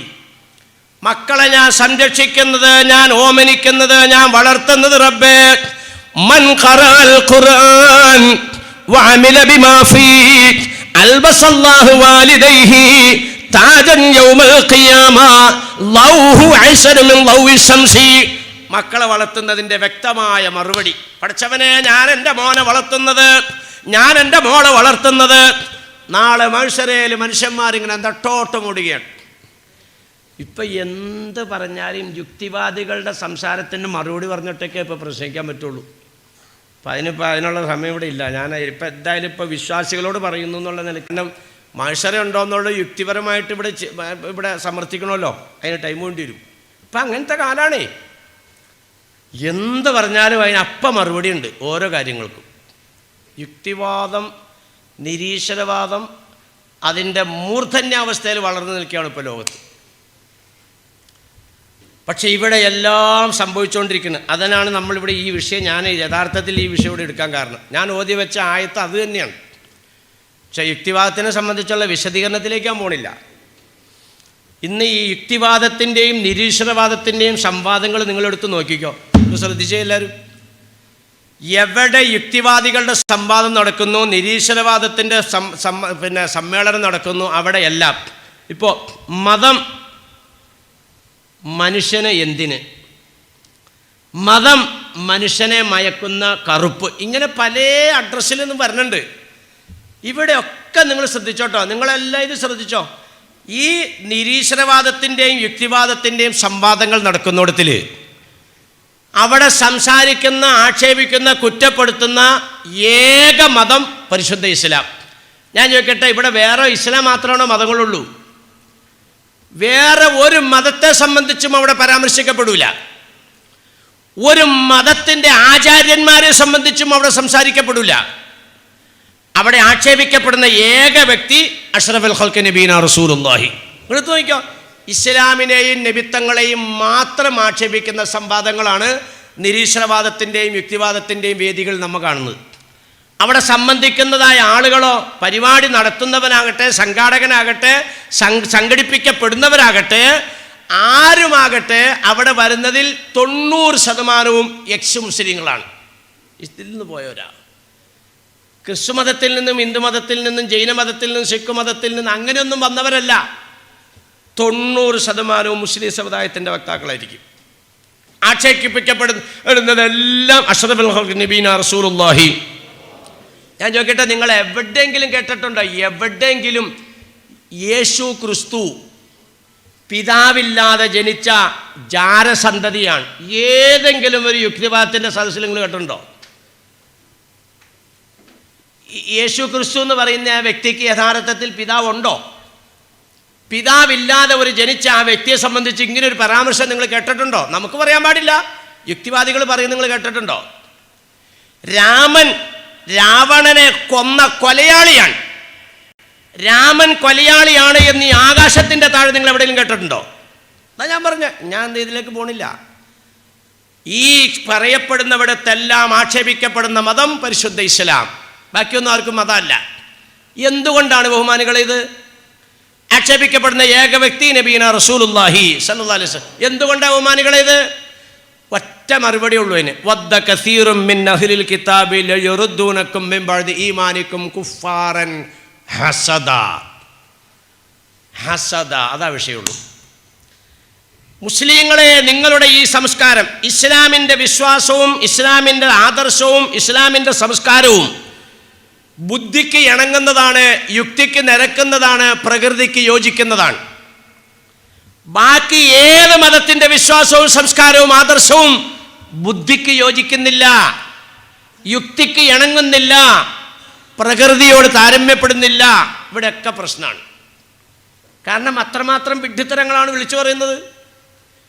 അപ്പം യഥാർത്ഥത്തിൽ ഇതര മതങ്ങളെല്ലാം ചീഞ്ഞു നിൽക്കുമ്പോൾ ചെയ്യാത്ത ഒന്നുണ്ടെങ്കിൽ ഇസ്ലാമേ ഉള്ളൂ. അതിനെ ചീക്കലാണ് ഇതുകൊണ്ട് ഉദ്ദേശിക്കുന്നത്. മനസ്സിലായോ? അല്ലാണ്ട് വേറൊരു കുഴപ്പമില്ല. നിങ്ങൾ തീവ്രവാദികളല്ല, നിങ്ങൾ രാജ്യദ്രോഹികളല്ല, നിങ്ങൾ ചാരന്മാരല്ല, നിങ്ങൾ ടാക്സ് തടഞ്ഞു വെക്കുന്നവരല്ല, നിങ്ങൾ നോട്ട് പൂഴ്ത്തി വെക്കുന്നവരല്ല. കാരണം എന്താ? ഇവിടെ ഒന്നും നിങ്ങളെ നേർക്ക് നേരെ പിടിക്കാൻ കഴിഞ്ഞിട്ടില്ല. പിന്നെ നിങ്ങൾ എന്താ ചെയ്യുന്നത്? അവിടെ എല്ലാം കള്ളക്കേസിൽ കൊടുക്കുകയാണ്. എന്തിനാണ് കൊടുക്കുന്നത്? നിങ്ങളെ ഇല്ലായ്മ ചെയ്യുക, നിങ്ങളുടെ ഈ ആദർശവും സംസ്കാരവും ഇവിടെ നിന്ന് തൂത്തെറിയപ്പെടുക എന്നുള്ളത് ഞങ്ങളുടെ ആദർശവും സംസ്കാരവും വിശ്വാസവും ഇവിടെ നിലനിൽക്കാൻ അനിവാര്യമാണ്. ഇതാണ് യുക്തിവാദം. തീർന്നു, ഞാൻ നിർത്തി. ഇതാണ് യുക്തിവാദം. അപ്പം ജനങ്ങളെ, മഹ്ശറ എന്ന് പറയുന്ന വൻസഭ, ഇപ്പം വിശ്വാസികളോടാണ് ഞാൻ പറയുന്നത്, നിങ്ങൾ ആ ശൈലിയിൽ എൻ്റെ സംസാരം കേൾക്കും. എല്ലാവരും നെട്ടോട്ടോടിക്കാൻ. എന്തിനാ മക്കളെ വളർത്തുന്നത്? മറുപടി നെട്ടോട്ടമോടുന്ന മഹ്ശറയിൽ ഇതാ കുറേ പുരുഷന്മാര്, കുറേ സ്ത്രീകള്, ഒരസ്വസ്ഥതയില്ല. ഈ മഹ്ശറ എന്നൊക്കെ പറയണത് ചുമ്മാ അങ്ങോട്ട് ഈ ലാഘവത്തോടെ കേൾക്കേണ്ട കേസൊന്നുമല്ല. അള്ളാഹുവേ, ഞങ്ങളെ നരകത്തിലേക്കൊന്ന് അങ്ങോട്ട് മാറ്റി താട്ടെ അള്ളാഹ് എന്നൊരു മനുഷ്യൻ ആവശ്യപ്പെടണമെങ്കിൽ മഹ്ശറയുടെ ദുരിതം എങ്ങനെ ഉണ്ടാവും? സ്വർഗത്തിലേക്കാക്കാനല്ല പറഞ്ഞേ, ഞങ്ങളെ നരകത്തിലേക്കൊന്ന് ആക്കിത്താട്ടെ റബ്ബേ. അത്രമാത്രം ദുരിതമാണ് മഹ്ശറ. പഠിച്ചവനെ ഇനി എത്ര മണിക്കൂറുണ്ടെന്ന് അറിയില്ല റബ്ബേ. ഇനി എത്ര ശ്വാസം അകത്തേക്ക് കയറും, എത്ര ശ്വാസം പുറത്തേക്ക് തള്ളൂ എന്നറിയില്ല പഠിച്ചവന്. ഇതിനൊരു കണക്കുണ്ട് ബഹുമാനികളെ.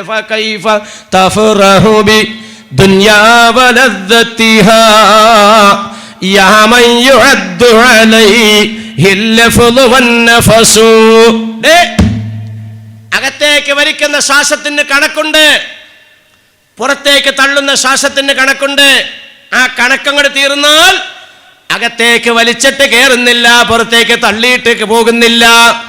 മൂക്കിന് ദ്വാരമില്ലാഞ്ഞിട്ടല്ല, ശ്വാസകോശം അവിടെ നഷ്ടപ്പെട്ടിട്ടല്ല, ശ്വാസം പോകുന്നതായ നാളം മുടക്കം വന്നിട്ടല്ല, ഇവിടെ ഓക്സിജൻ ഇല്ലാഞ്ഞിട്ടല്ല, ഹോസ്പിറ്റലിലെ ഓക്സിജൻ സിലിണ്ടറിൽ സാധനം ഇല്ലാഞ്ഞിട്ടല്ല, ഡോക്ടർമാരില്ലാഞ്ഞിട്ടല്ല, നഴ്സുമാരില്ലാഞ്ഞിട്ടല്ല, എല്ലാ സംവിധാനങ്ങളും ഉണ്ടടോ. പക്ഷേ അകത്തേക്ക് വലിക്കാനുള്ളതിന്റെ കണക്ക് ക്ലോസ് ആയി പോയി, പിന്നെ വലിച്ചിട്ട് കയറുന്നില്ല. അകത്തേക്ക് വലിക്കാൻ പുറത്തേക്ക് തള്ളാൻ കണക്ക് ആക്കപ്പെട്ട മനുഷ്യരെ. നാവ് കൊണ്ടുള്ള സംസാരം ബാബാമൗലിക്ക് പറയുന്നതിന് വാക്കിന് കണക്കുണ്ട്, ചുമ്മാ കൊട്ടക്കമ്പതി എന്നേക്കണല്ല. നിന്റെ നാവ് കൊണ്ട് ഈ ഭൂമുഖത്ത് നീ ഇത്ര സംസാരം സംസാരിക്കും. ആ എണ്ണം അങ്ങ് പൂർത്തിയായാൽ ബാബാ മുസ്ലിയാരും മിണ്ടുന്നില്ല.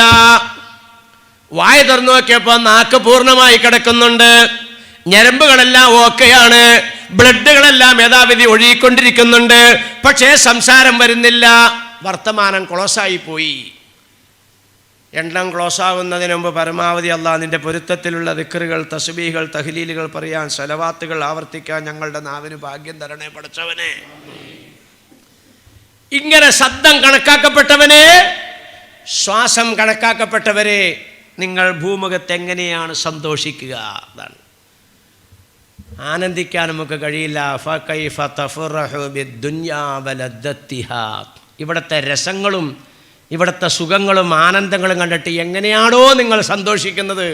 അകത്തേക്ക് വലിക്കാനുള്ളതിൽ കണക്കാക്കപ്പെട്ടു പോയില്ലേ, പുറത്തേക്ക് തള്ളാൻ കണക്കാക്കപ്പെട്ടു പോയില്ലേ? ഇതൊക്കെ ബുദ്ധിയുള്ളവർ ചോദിക്കണ ചോദ്യമാണ്. പഠിച്ചവനെ, ഇതുപോലുള്ള ഒരു രാത്രിയോ അല്ലെങ്കിൽ ഇതുപോലുള്ള ദിവസത്തിൻ്റെ പകലിലോ അന്ത്യശ്വാസം വലിക്കുന്ന ഭാഗ്യവാന്മാരുടെ, ഭാഗ്യവതികളുടെ കൂട്ടത്തിൽ ഞങ്ങളെ പെടുത്തണേ റഹ്മാനെ. വെള്ളിയാഴ്ച രാവല്ലേ, ഞാൻ തൊടണില്ല. അതേ കയറി പിടിച്ചാൽ പിന്നെ അത് വേറെ വിഷയം കിട്ടു. അല്ലാ റഹ്മാനെ, ഈ ദുനിയാവിൽ ഞാൻ ചോദിക്കട്ടെ, ഈ ദുനിയാവിൽ മനുഷ്യൻ ചിരിക്കുന്നത് പോലെ ചിരിക്കുന്ന ഏതെങ്കിലും ജീവി ഉണ്ടോ? നിങ്ങൾ ചുമ്മാ ഒന്ന് ചിന്തിച്ചു നോക്കിയേ, വെറുതെ ഒന്ന് ആലോചിച്ച് നോക്കി. ഇതേ ആട്, ഇപ്പോൾ അവിടെ ഇരിക്കണത് ആട്. മുസാഫർ വലിയുള്ളാൻ്റെ ഹദറത്തിൽ നേർച്ചയായിട്ട് വന്നേക്കണ ആടായിരിക്കാം അല്ലേ? നിങ്ങൾ ഇവിടുന്ന് അങ്ങോട്ട് എഴുന്നേറ്റ് പോവുക ഒരാൾ. അപ്പോൾ എഴുന്നേറ്റ് പോകുമ്പോൾ അയാളുടെ ഈ തുണി അയാളിങ്ങനെ ഒരു വശം ഇങ്ങനെ പൊക്കി പിടിച്ചോണ്ടാണ് പോണേ. അപ്പോൾ ഇത് അണ്ടർവെയറിൻ്റെ വള്ളിയുടെ കെട്ട് അഴിഞ്ഞു പോയത് ഇയാൾ അറിഞ്ഞിട്ടില്ല. അതിങ്ങനെ താഴത്തേക്ക് ഇറങ്ങിക്കൊണ്ടിരിക്കുകയാണ്. അപ്പോൾ ഇയാളുടെ നടത്തം ഇപ്പം തന്നെ നിന്നു പോവും. ഈ അണ്ടർവെയർ ഇങ്ങനെ ഇറങ്ങിപ്പോണ കണ്ടുകൊണ്ട് ദേ ഇക്കണ ആട്. അല്ല, നിങ്ങൾ കണ്ടിട്ടുണ്ടോ അങ്ങനെ ഒരു ആട് ചിരിക്കുന്നത്? ദുനിയാവി കണ്ടിട്ടുണ്ടോ? പശുവിന് വെള്ളം കൊടുക്കാൻ വേണ്ടി വെള്ളം പൊക്കിക്കൊണ്ട് അങ്ങോട്ട് പോയപ്പോൾ കാല് തന്നിട്ട് ഒറ്റ വീടിൽ കൊപ്രാവെള്ളം ആകെ നിൻ്റെ മേത്തേക്ക്. പശു അവിടെ തൊട്ട്. അല്ല, നിങ്ങൾ കേട്ടിട്ടുണ്ടോ? ഞാൻ കേട്ടിട്ടില്ല. എൻ്റെ വീട്ടിലെ പശു ഇതുവരെ ചിരിക്കുന്ന ഞാൻ കേട്ടിട്ടില്ല, ആടും ചിരിക്കുന്ന കേട്ടിട്ടില്ല. അപ്പോൾ ഇതാരാണ്? അതാ ചോദിച്ചേ.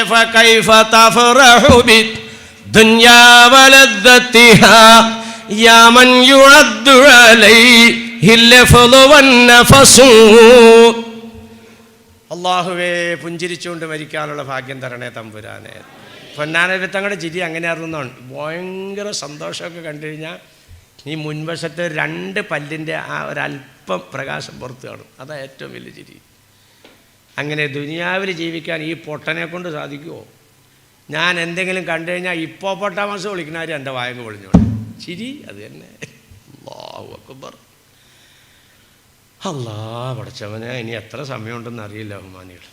എല്ലാവരും പോയില്ലേ? അല്ല, ചുമ്മാ പോട്ടെ. അപ്പം മനുഷ്യരേൽ ഇങ്ങനെ നെട്ടോട്ടം ഓടുമ്പോൾ, മക്കളെ വളർത്തുന്ന എന്തിനാന്നുള്ള മറുപടി പറഞ്ഞാണ്. മനുഷ്യരിങ്ങനെ നെട്ടോട്ടം ഓടുകയാണ്. മഹ്ശറ, ഭയാനകമായ മഹ്ശറ. അങ്ങനെ ഓടുമ്പോൾ കാണാം കുറേ സ്ത്രീകൾ, കുറേ പുരുഷന്മാർ ഒരസ്വസ്ഥതയില്ല. അവർക്ക് പ്രത്യേകമായ ഇരിപ്പിടം. അവിടെ കയറി അവരിങ്ങനെ സ്വസ്ഥമായിട്ടിരിക്കുകയാണ്. വെറുതെ ഇരിക്കുകയല്ല, അവരുടെ തലയിൽ ചില കിരീടങ്ങൾ ചൂടിക്കപ്പെട്ടിരിക്കുന്നു. ആ കിരീടങ്ങളിൽ നിന്നുള്ള പ്രകാശം ഇങ്ങനെ വരികയാണ്. ആ പ്രകാശം കാണുമ്പോഴാണ് ഈ ഓടുന്ന ജനങ്ങൾ ശ്രദ്ധിക്കുന്നത്, എവിടെ നിന്നാണ് ഈ പ്രകാശം? അങ്ങനെ നോക്കുമ്പോൾ ചിലരുടെ ശിരസിൽ വച്ചിരിക്കുന്ന കിരീടങ്ങളാണ്. ഉടനെ സംശയപ്പെട്ട അന്തം വിട്ട് ജനങ്ങൾ നോക്കുമ്പോൾ പടച്ചതമ്പുരാന്റെ ഭാഗത്തുനിന്ന് മാലാഖമാർ വിളിച്ചു പറയുന്നു, ഈ ആണുങ്ങളെ കണ്ടിട്ടാണോ പെണ്ണുങ്ങളെ കണ്ടിട്ടാണോ നിങ്ങൾ അന്തം വിടുന്നത്? ഇതാരായി സ്ത്രീകളെന്നറിയോ, ആരായി പുരുഷന്മാരെന്നറിയോ? മൻ ഖറഅൽ ഖുർആന വഅമില ബിമാ ഫീഹ്. ഇവർക്ക് അല്ലാഹു തആല മക്കളെ നൽകി.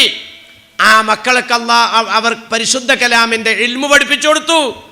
അവരെ മദ്രസയിലാക്കി ദീനിയായ ഇൽമു പകർന്നു കൊടുത്തു. ആ കിട്ടിയ ഇൽമനുസരിച്ച് ആ മക്കൾ ജീവിച്ചു.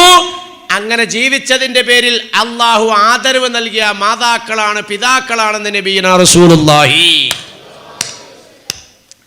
മക്കൾ നന്മ ചെയ്തപ്പോൾ ഉമ്മ ഉയർന്നു, ഉപ്പ ഉയർന്നു. മഹ്ശറയിൽ ഇത് മീസാന്റെ അടുത്തേക്ക് അവിടെ ചെല്ലുമ്പോഴേ അങ്ങനെ ഒരു സാധനമുണ്ട്, വൽ വസ്നു യൗമൈദിനിൽ ഹഖ്. നീ ഇവിടെ ചെയ്ത നന്മകളും തിന്മകളും നിന്നെ ബോധ്യപ്പെടുത്തുന്ന ദിവസം സത്യമാണ്.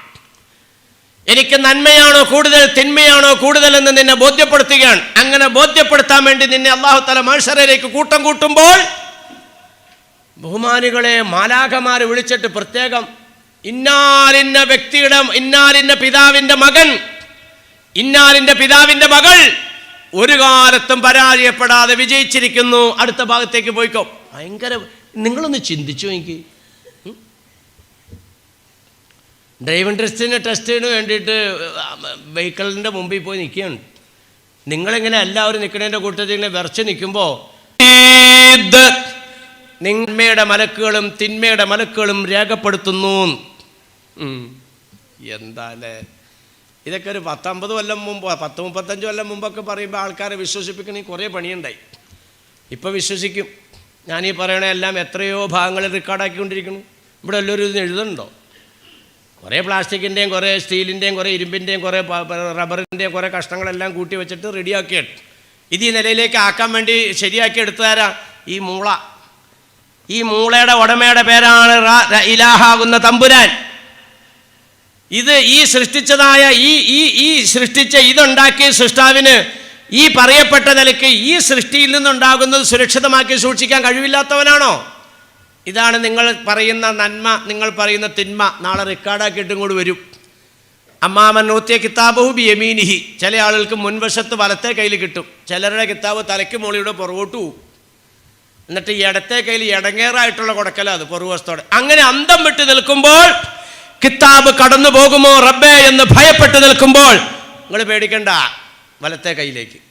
നമ്മൾ അന്തം വിടൂലേ? ഇതിനാ സിറാത്തിന്റെ കവാടത്തിലേക്ക് പോവുകയാണ്. അവിടെ വിളിക്കുക, അല്ലാഹുമ്മ സല്ലിം സല്ലിം. ഏ സഹോദരാ, നീ ഇങ്ങോട്ട് പെട്ടെന്ന് പോരെ. നീ അവിടെ തടഞ്ഞേക്കേണ്ട ആളല്ല. യാ റബ്ബി സല്ലിം സല്ലിം. സഹോദരി ഇങ്ങ് കടന്നു പോരെ. അപ്പോഴാണ് അന്തം ഇവിടെ. പടച്ചവനെ, യാ റബ്ബി അൻമാലി ഹാദാ. അല്ലാഹുവേ, ഞാൻ ഈ നിലയ്ക്ക് പരിഗണിക്കപ്പെടാൻ ഞാൻ ദുനിയാവിൽ അത്രമാത്രം ഒന്നും ചെയ്തില്ലല്ലോ പടച്ചവനെ. സ്വാഭാവികമായിട്ട് നമ്മൾ പറഞ്ഞു പോവും, ഇത്രയും വലിയ പരിഗണന എവിടെ കിട്ടാൻ, ഞാൻ അവിടെ ദുനിയാവിൽ അത്രമാത്രം ഒന്നും ചെയ്തില്ലല്ലോ. അല്ലാ, റബ്ബിന്റെ ഭാഗത്തുനിന്ന് മറുപടി, ബിദുആഇ വലദിക നബിയുനാ റസൂലുള്ളാഹി. നിന്നെ നിലവാരത്തിലേക്ക് ഉയർത്ത നിന്റെ പൊന്നുമക്കളുടെ ദുആയാണെന്ന് മുത്ത് മുഹമ്മദ് റസൂലുള്ളാഹി. എന്തിനാ മക്കളെ വളർത്തുന്നത്? നമ്മ അങ്ങ് അന്ത്യശ്വാസം വലിച്ചാലും നമുക്ക് വേണ്ടി 3 നന്മകൾ നിലനിൽക്കുമെന്ന് നബിയുനാ റസൂലുള്ളാഹി. അതിനകത്ത് തങ്ങൾ പറഞ്ഞ ഒന്നാണ് വലദുൻ സാലിഹുൻ യദ്ഉ ലഹു. നിങ്ങൾക്ക് വേണ്ടി പ്രാർത്ഥിക്കുന്ന നിങ്ങളുടെ സന്താനങ്ങൾ.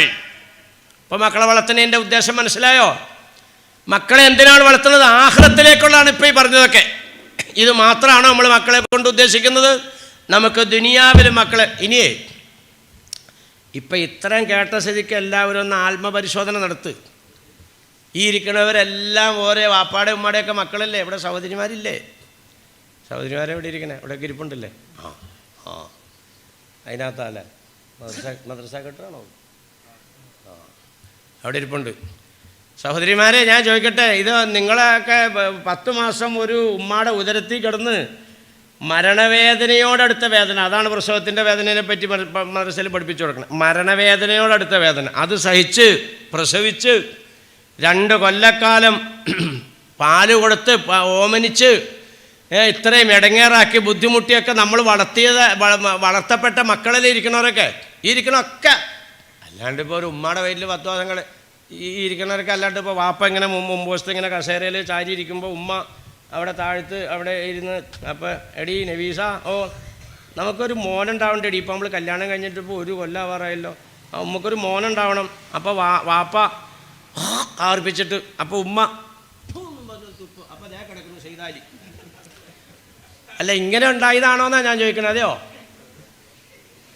ഇതൊക്കെ ഈ ഇരിക്കണതൊക്കെ ഓരോ വാപ്പായും ഉമ്മായും ഇതുപോലെ ദുരിതം സഹിച്ച് വിഷമിച്ച് ബുദ്ധിമുട്ടി ഉണ്ടായ മക്കളല്ലേ? ഞാൻ ചോദിക്കട്ടെ, നിങ്ങളുടെ വാപ്പ രക്ഷപ്പെടാൻ നിങ്ങൾ ഈ ദുനിയാവിൽ എന്ത് ചെയ്തു? ഇതാ നമ്മൾ വിലയിരുത്തേണ്ടത്. ഇമാം നബി തങ്ങൾ പറയുന്നൊരു സംഭവമുണ്ട്. ഒരു വിശാലമായൊരു മൈതാനം, ഒരു സ്വപ്നമാണിതൊരു സ്വപ്നം. അല്ലാണ്ട് ഇപ്പോൾ പോയി കണ്ടിട്ട് വന്നാൽ അല്ലല്ലോ ഇത്. മഹാന്മാർക്ക് അങ്ങനെ ഇൽഹാമിലൂടെ കാര്യങ്ങൾ കൊടുക്കുക. വിശാലമായൊരു മൈതാനം, നിറയെ ആളുകൾ. ഈ ആളുകൾ മൊത്തം ഇങ്ങനെ തിരക്കായിട്ട് ഇങ്ങനെ എന്തൊക്കെ പറക്കി എടുക്കുകയാണ്. ഒരാൾ ഒരു അസ്വസ്ഥതയില്ലാതെ അവിടെ ഒരു കസേര കയറിയിരിക്കുകയാണ്. അവൾ പറക്കണമില്ല നോക്കണമില്ല. അപ്പോൾ ഇയാൾ ചെന്നിട്ട് ചോദിച്ചു, ഇതെന്താ ഈ മനുഷ്യന്മാർ ഈ പറക്കണത്, നിങ്ങളെന്താ ഇത് പറക്കാത്തത്? അവർക്ക് ആവശ്യമുള്ളതുകൊണ്ട് പറക്കണു, എനിക്ക് ആവശ്യമില്ലാത്തതുകൊണ്ട് ഞാൻ പറക്കണില്ല. അത് മനസ്സിലായില്ലല്ലോ എന്ന് പറഞ്ഞു. ഇതെല്ലാം മരണപ്പെട്ട മനുഷ്യരുടെ ആത്മാവുകളാണ്. അവരീ പെറുക്കിയെടുത്തോണ്ടിരിക്കുന്നത് മുസ്ലിങ്ങൾ ലോകത്ത് നടത്തുന്ന പ്രാർത്ഥനയാണ്. നിങ്ങളുടെ ഈ കടുവിനാല് പള്ളി ഉണ്ടായ കാലം മുതൽ ഈ കഴിഞ്ഞ വെള്ളിയാഴ്ച വരെ അല്ലാഹുമ്മ ഗ്ഫിർ ലനാ വലിൽ മുഅ്മിനീന വൽ മുഅ്മിനാത്ത് വൽ മുസ്ലിമീന വൽ മുസ്ലിമാത്ത്, ഇങ്ങനെ ഒരു ദുആ നടക്കാതെ ഈ മിമ്പർ എന്ന് ഖത്തീബ് ഇറങ്ങിയിട്ടുണ്ടോ? ഇത് മസ്ജിദുൽ ഹറാമിൽ ഇത് കേൾക്കാത്തൊരു ഖുത്ബയുണ്ടോ? മസ്ജിദ് നബവിയിൽ കേൾക്കാത്തതുണ്ടോ? മസ്ജിദുൽ അഖ്സയിൽ കേൾക്കാത്തതുണ്ടോ? പടച്ചവനെ, മഖ്സദുൽ അഖ്സ എന്ന് പറയുന്ന ബൈത്തുൽ മുഖദ്ദസിനെ അല്ലാഹുവേ ഉമ്മത്തിനെ നിൻ്റെ ഔദാര്യം കൊണ്ട് പടച്ചവനെ പരിപൂർണമായും സ്വതന്ത്രമാക്കി തരണേ തമ്പുരാനെ. 6.5 ചതുരശ്ര കിലോമീറ്ററായിട്ട് ചുരുങ്ങി ഫലസ്തീൻ. നമ്മളൊന്ന് ചിന്തിക്കണം, നമ്മളൊക്കെ എത്രമാത്രം അനുഗ്രഹിക്കപ്പെട്ടവരാന്ന് ചിന്തിക്കണം. ഫലസ്തീനികൾ ഒരു തെറ്റും ചെയ്തിട്ടില്ല. അവർ ലാ ഇലാഹ ഇല്ലല്ലാഹ് മുഹമ്മദുർ റസൂലുള്ളാഹ് സ്വല്ലല്ലാഹു അലൈഹി വസല്ലം ഇത്രേ അവരുടെ ഭാഗത്തുനിന്ന് ഉണ്ടായിട്ടുള്ളൂ. വേറെ ഒരു കുഴപ്പം അവരുടെ ഭാഗത്തുനിന്നില്ല. അത് തന്നെയല്ലേ നമ്മളും കാണുന്നിടത്ത് വെച്ച് വെടിവെക്കുകയാണ്. നമ്മൾ എത്രയോ കണ്ടു മാനികളെ. വെടിവെക്കാമെന്ന യഹൂദൻ്റെ തോക്കിൻ്റെ മുന്നിൽ തൻ്റെ കുഞ്ഞ് വെടിയേക്കാതിരിക്കാൻ വേണ്ടി തൻ്റെ ശരീരം കൊണ്ടിട്ട് പൊന്നുമോനെ മറയിലേക്ക് മറച്ചു നിർത്തിയ ഫോട്ടോ നമ്മൾ കണ്ടില്ലേ? ഇതേ മിനിഞ്ഞാത്ത ദിവസം 14 വയസ്സുള്ളൊരു കൊച്ചിനെ തലയ്ക്ക് വെടിവെച്ച് അങ്ങോട്ട് വന്നത് എന്ന് പറഞ്ഞാൽ ഈ 6.5 കിലോമീറ്റർ ചതുരശ്ര കിലോമീറ്ററിൻ്റെ ഉള്ളിൽ ഈ ഫലസ്തീൻ ചുരുങ്ങിയെങ്കിൽ ഇന്നും അവിടെ യഹൂദ പട്ടാളക്കാർ റെയ്ഡ് നടക്കുകയാണ്. എന്ന് പറഞ്ഞാൽ പട്ടാളക്കാരനെ കൂടെ കയറി ചെല്ലും. സ്വാഭാവികമായിട്ടും ആ കുടുംബത്തിലൊരു പെൺകുട്ടിയെ കയറി പിടിക്കുമ്പോൾ അവിടെയുള്ള ആണുങ്ങൾ എതിർക്കൂലേ? വെടിവെക്കും. ഏത് പേപ്പറാണ് നിങ്ങളൊന്ന് എടുത്തു നോക്കി. മുസ്ലിം സമുദായത്തിൻ്റെ അഡ്രസ്സിൽ ഇറങ്ങുന്ന പേപ്പർ പ്രത്യേകിച്ച് ഏത് പേപ്പറിലാണ് ഫലസ്തീനിയെ യഹൂദൻ വെടിവെച്ചു കൊന്നു എന്നുള്ള വാർത്തയില്ലാത്തൊരു പേപ്പർ നിങ്ങൾക്ക് കാണിച്ചു തരാമോ? എന്താ കേട്ടോണ്ടിരിക്കും? ഞാൻ നേരിട്ട് പോയി കണ്ടതാണ്. നമ്മളെ മസ്ജിദുൽ അഖ്സയിലേക്ക് കയറ്റി വിടുന്നത് യഹൂദനാണ്. അവനാണ് പരിശോധിക്കുന്നത്. പൊന്നാരബി തങ്ങൾ കൊണ്ടുവന്ന് ബുറാക്കിനെ ബന്ധിച്ചായ സ്ഥലത്ത് ആ വാതയ്ക്ക കാവലിരിക്കുന്നത് അവനാണ്. ബഹുമാനപ്പെട്ട ബീവി മറിയം റളിയല്ലാഹു തആല അൻഹയുടെ പ്രൈവറ്റ് മുറി എന്ന് വിശേഷിപ്പിക്കുന്ന അവിടെ കാവലിരിക്കുന്നത് ഇവനാണ്. ഇമാമ് വരാൻ വേണ്ടി കാത്തിരിക്കുന്നതും യഹൂദ പട്ടാളക്കാരനാണ്. കംപ്ലീറ്റ് യഹൂദ. അങ്ങനെയുള്ള ഫലസ്തീനികളുടെ ജീവിതം ഒന്ന് ചിന്തിച്ചു നോക്കിയാൽ, കണ്ടാൽ യഹൂദൻ പട്ടാളം കണ്ടാൽ വെടിവെക്കുകയാണ്. അല്ലാഹു തആല നമുക്ക് ചെയ്ത അനുഗ്രഹം ഒന്ന് ചിന്തിച്ചു നോക്കും. മനുകളെ പടച്ചവനെ, ഈ ആകാശത്തിൻ്റെ താഴെയുള്ളത് നടക്കുന്ന റബ്ബേ, മുസ്ലിമായതിൻ്റെ പേരിൽ മാത്രമാണല്ലോ പടച്ചവനെ. അങ്ങനെ അള്ളാഹുവെ നിന്നെ മനസ്സിലാക്കി നിന്നിൽ പൂർണ്ണമായും വിശ്വസിച്ച് എനിക്ക് നിർഭയമായി സ്വതന്ത്രമായി സുജൂദ് ചെയ്യാൻ, എൻ്റെ വീട്ടിൽ നിർഭയമായി കിടക്കാൻ, സ്വതന്ത്രമായി യാത്ര ചെയ്യാൻ പടച്ചവനെ നീ എന്നെ അനുഗ്രഹിച്ചല്ലോ. അല്ലാഹ് ലൈൻ ശക്കർതും ലഅസീദന്നക്കും, ഇത് നീ എനിക്ക് ചെയ്ത നിഅമത്താണല്ലോ റബ്ബേ. ഈ ദുനിയാവിൽ ഒരു മുസ്ലിമിന് വലിയ ദുരിതങ്ങളും വിഷമങ്ങളും ഉണ്ടാകുമെന്ന് നീ പഠിപ്പിച്ചെങ്കിൽ ആ ദുരിത വിഷമമൊന്നും ഇല്ലാതെ ഞാനിവിടെ ജീവിക്കാൻ അങ്ങനെയുള്ള ഒരു ഭരണ സംവിധാനവും ഒരു രാജ്യവും നീ എനിക്ക് തന്നല്ലോ തമ്പുരാനെ. എന്ന് ചിന്തിക്കുമ്പോൾ അറിയാതെ നമ്മൾ സുജൂദിലേക്ക് വീഴൂലേ ബഹുമാനികളെ, അറിയാതെ വീഴൂലേ. ഇതെന്താ കണ്ടുകൊണ്ടിരിക്കണം? സ്വന്തം പിതാവിനെ ബന്ധിച്ച്, സ്വന്തം മാതാവിനെ ബന്ധിച്ചിട്ട് അവരുടെ മുന്നിലിട്ട് മകളെ ക്രൂരമായി ബലാത്സംഗം ചെയ്യുമ്പോൾ നിങ്ങൾ ചിന്തിച്ചേക്ക്, ഇതൊക്കെ ഒരു മുസ്ലിമിൻ്റെ വീട്ടിൽ നടക്കുന്നതല്ല. പോട്ടെ, ഞാൻ പറഞ്ഞു വരാൻ കാരണം ഈ ബൈത്തുൽ മുഖദ്ദസിലും ഈ ദുആ നടക്കുകയല്ലേ അല്ലേ? ഈ മൂമിനീങ്ങളും മൂമിനാത്തുകളും ചെയ്യുന്ന ദുആയാണ് ഈ മനുഷ്യർ ഈ പറക്കിയെടുത്തോണ്ടിരിക്കുന്നത്, മരിച്ച ആത്മാവുകൾ. അപ്പം നമ്മുടെ ദുആ നിസ്സാരമല്ലാന്നേ പറഞ്ഞ് നമ്മൾ മൗത്തായി പോയ മുഴുവൻ വിശ്വാസികൾക്കും അത് ഫലപ്പെടുകയാണ്. ഞാൻ ഇതിനകത്ത് ബന്ധപ്പെടാത്ത എന്തുകൊണ്ടാണ്? എനിക്കതിൻ്റെ ആവശ്യമില്ല. എൻ്റെ മകൻ പരിശുദ്ധ ഖുർആൻ പഠിച്ച മോനാ ഇരിക്കണു. നിങ്ങൾക്കും ഇല്ലേ മക്കള്? തലക്കെട്ടും കെട്ടിയിരിക്കുന്നു. എനിക്ക് മകനുണ്ട്, എൻ്റെ മോൻ പരിശുദ്ധ ഖുർആൻ പഠിച്ച മോനാണ്. അവൻ മാർക്കറ്റിൽ അലുവ കച്ചവടം ചെയ്തുകൊണ്ടിരിക്കുകയാണ്. പക്ഷേ ബിസിനസ് അവൻ നടക്കുമ്പോഴും നാവിൽ പരിശുദ്ധ ഖുർആൻ പാരായണം നടന്നുകൊണ്ടിരിക്കുകയാണ്. ഖുർആൻ പരിപൂർണമായിട്ടും അവൻ ഓതിത്തീരുമ്പോൾ കൈപൊക്കിക്കൊണ്ട് ദുആ ചെയ്യുന്നു, അല്ലാഹ് എൻ്റെ ഉപ്പിച്ച് ഖബറിലാണ് തമ്പുരാനെ, ഞാൻ ഓതിയ പരിശുദ്ധ കലാമിന്റെ മിഥുന സവാബ് എൻ്റെ ഉപ്പാക്ക് നീ എത്തിക്കണേ തമ്പുരാനെ. ഖുർആൻ 30 ജുസും ഓതി കഴിയുമ്പോൾ മോൻ എനിക്ക് വേണ്ടി ദുആർക്കുകയാണ്. എൻ്റെ മോൻ എനിക്ക് വേണ്ടി അങ്ങനെ ഖുർആൻ ഓതി ഹദിയ ചെയ്യുന്നതിൻ്റെ പേരിൽ ഈ തിരക്കിനകത്ത് എനിക്ക് പോയി ഇടപെടേണ്ട കാര്യമില്ല. നമുക്കില്ലേ മക്കള്? ഞാൻ നിങ്ങളോട് ചോദിക്കട്ടെ, നിങ്ങളുടെ വാപ്പ രക്ഷപ്പെടാൻ, നിങ്ങളുടെ ഉമ്മ രക്ഷപ്പെടാൻ നിങ്ങൾ എന്ത് ചെയ്തു? ബിർറു ആബാഉക്കും തബിറുക്കും അബ്നാഉക്കും ഔ കമാ ഖാല റസൂലുള്ളാഹി. നിങ്ങൾ നിങ്ങളുടെ വാപ്പാക്കും ഉമ്മാക്കും ചെയ്തോട്ടോ, എന്നാൽ മക്കൾ നിങ്ങൾക്ക് ചെയ്യും. വാപ്പ മരണപ്പെട്ടിട്ട് ഡെയിലി മുടങ്ങാതെ യാസീൻ ഓതുന്ന മക്കൾ എത്രയുണ്ട് ഇവിടെ? ഉമ്മാനെ ഖബറിൽ വെച്ചതിൻ്റെ ശേഷം ഒറ്റ ദിവസം മുടങ്ങാതെ ഉമ്മാക്ക് വേണ്ടി യാസീനോ ദുആ ചെയ്യുന്ന എത്ര പെൺകുട്ടികളുണ്ട് ഇവിടെ? ബഹുമാനികളെ, നിങ്ങൾ 5 നേരം നിസ്കരിക്കാൻ തയ്യാറായാൽ നിങ്ങൾ മാത്രമല്ല രക്ഷപ്പെടുന്നത്. നിന്റെ മോൻ നമസ്കരിച്ചതിൻ്റെ പേരിൽ, നിന്റെ മോള് നിസ്കരിച്ചതിൻ്റെ പേരിൽ, അതാണ് അമില ബിമാഫി. ഖുർആൻ പഠിക്കുക മാത്രമല്ല, ഇത് ഖുർആൻ കൊണ്ടിട്ട് അവൻ അമൽ ചെയ്തു, ആ മോൻ അല്ലെങ്കിൽ ആ മോൾ അമൽ ചെയ്തു, അതിൻ്റെ പേരിൽ അല്ലാഹു തആല ആദരിച്ചതായ ഉമ്മ ഉപ്പയാണ്. അപ്പം നമ്മൾ എന്ത് നന്മ ചെയ്യുന്നു അതിൻ്റെ പേരിൽ നമ്മുടെ മാതാപിതാക്കൾ ഉയർത്തപ്പെടുകയാണ്. നമ്മൾ മാത്രമല്ല രക്ഷപ്പെടുന്നത്. ഇതിനു വേണ്ടിയിട്ടാണ് മക്കളെ വളർത്തുന്നത്. നമ്മുടെ മക്കളെ വളർത്തുന്നതിൻ്റെ ഉഹർവിയായ ചില കാര്യങ്ങൾ ഇപ്പം ഞാൻ പറഞ്ഞു, ആഖിറത്തിലേക്ക് കിട്ടുന്നത്. ഇത് മാത്രമല്ലല്ലോ നമുക്ക് വേണ്ടത്. നമുക്ക് ഈ ദുനിയാവിൽ നിന്ന് മരിച്ചു പിരിയുന്നത് വരെ മക്കളുടെ സഹായവും സഹകരണമൊക്കെ വേണ്ടേ? മക്കളെ കൊണ്ടിട്ട് സഹായം തേടുന്ന അവരിൽ നിന്നിട്ടൊരു സഹായം പ്രതീക്ഷിക്കേണ്ട ഒരവസ്ഥ നമുക്കുണ്ടാകും എന്ന് പരിശുദ്ധ ഖുർആൻ പഠിപ്പിച്ചെന്ന ആയത്താണ് ഞാൻ നിങ്ങളുടെ മുമ്പിൽ ഓതി കേൾപ്പിച്ചത്.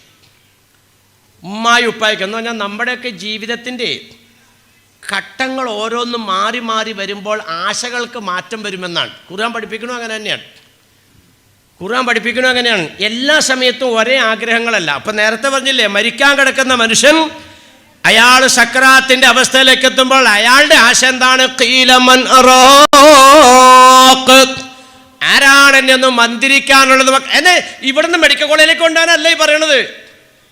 ഇയാൾ ആവശ്യപ്പെടുന്നത് എന്താണ്? എന്നെ ആരാണെന്ന് മന്ത്രിക്കാനുള്ളത് മക്കളെ. പക്ഷെ നിങ്ങൾ ആരും ആ വാപ്പ വിളിച്ചു പറയുന്നത് കേൾക്കണില്ല, ഉമ്മ വിളിച്ചു പറയുന്നത് കേൾക്കണില്ല.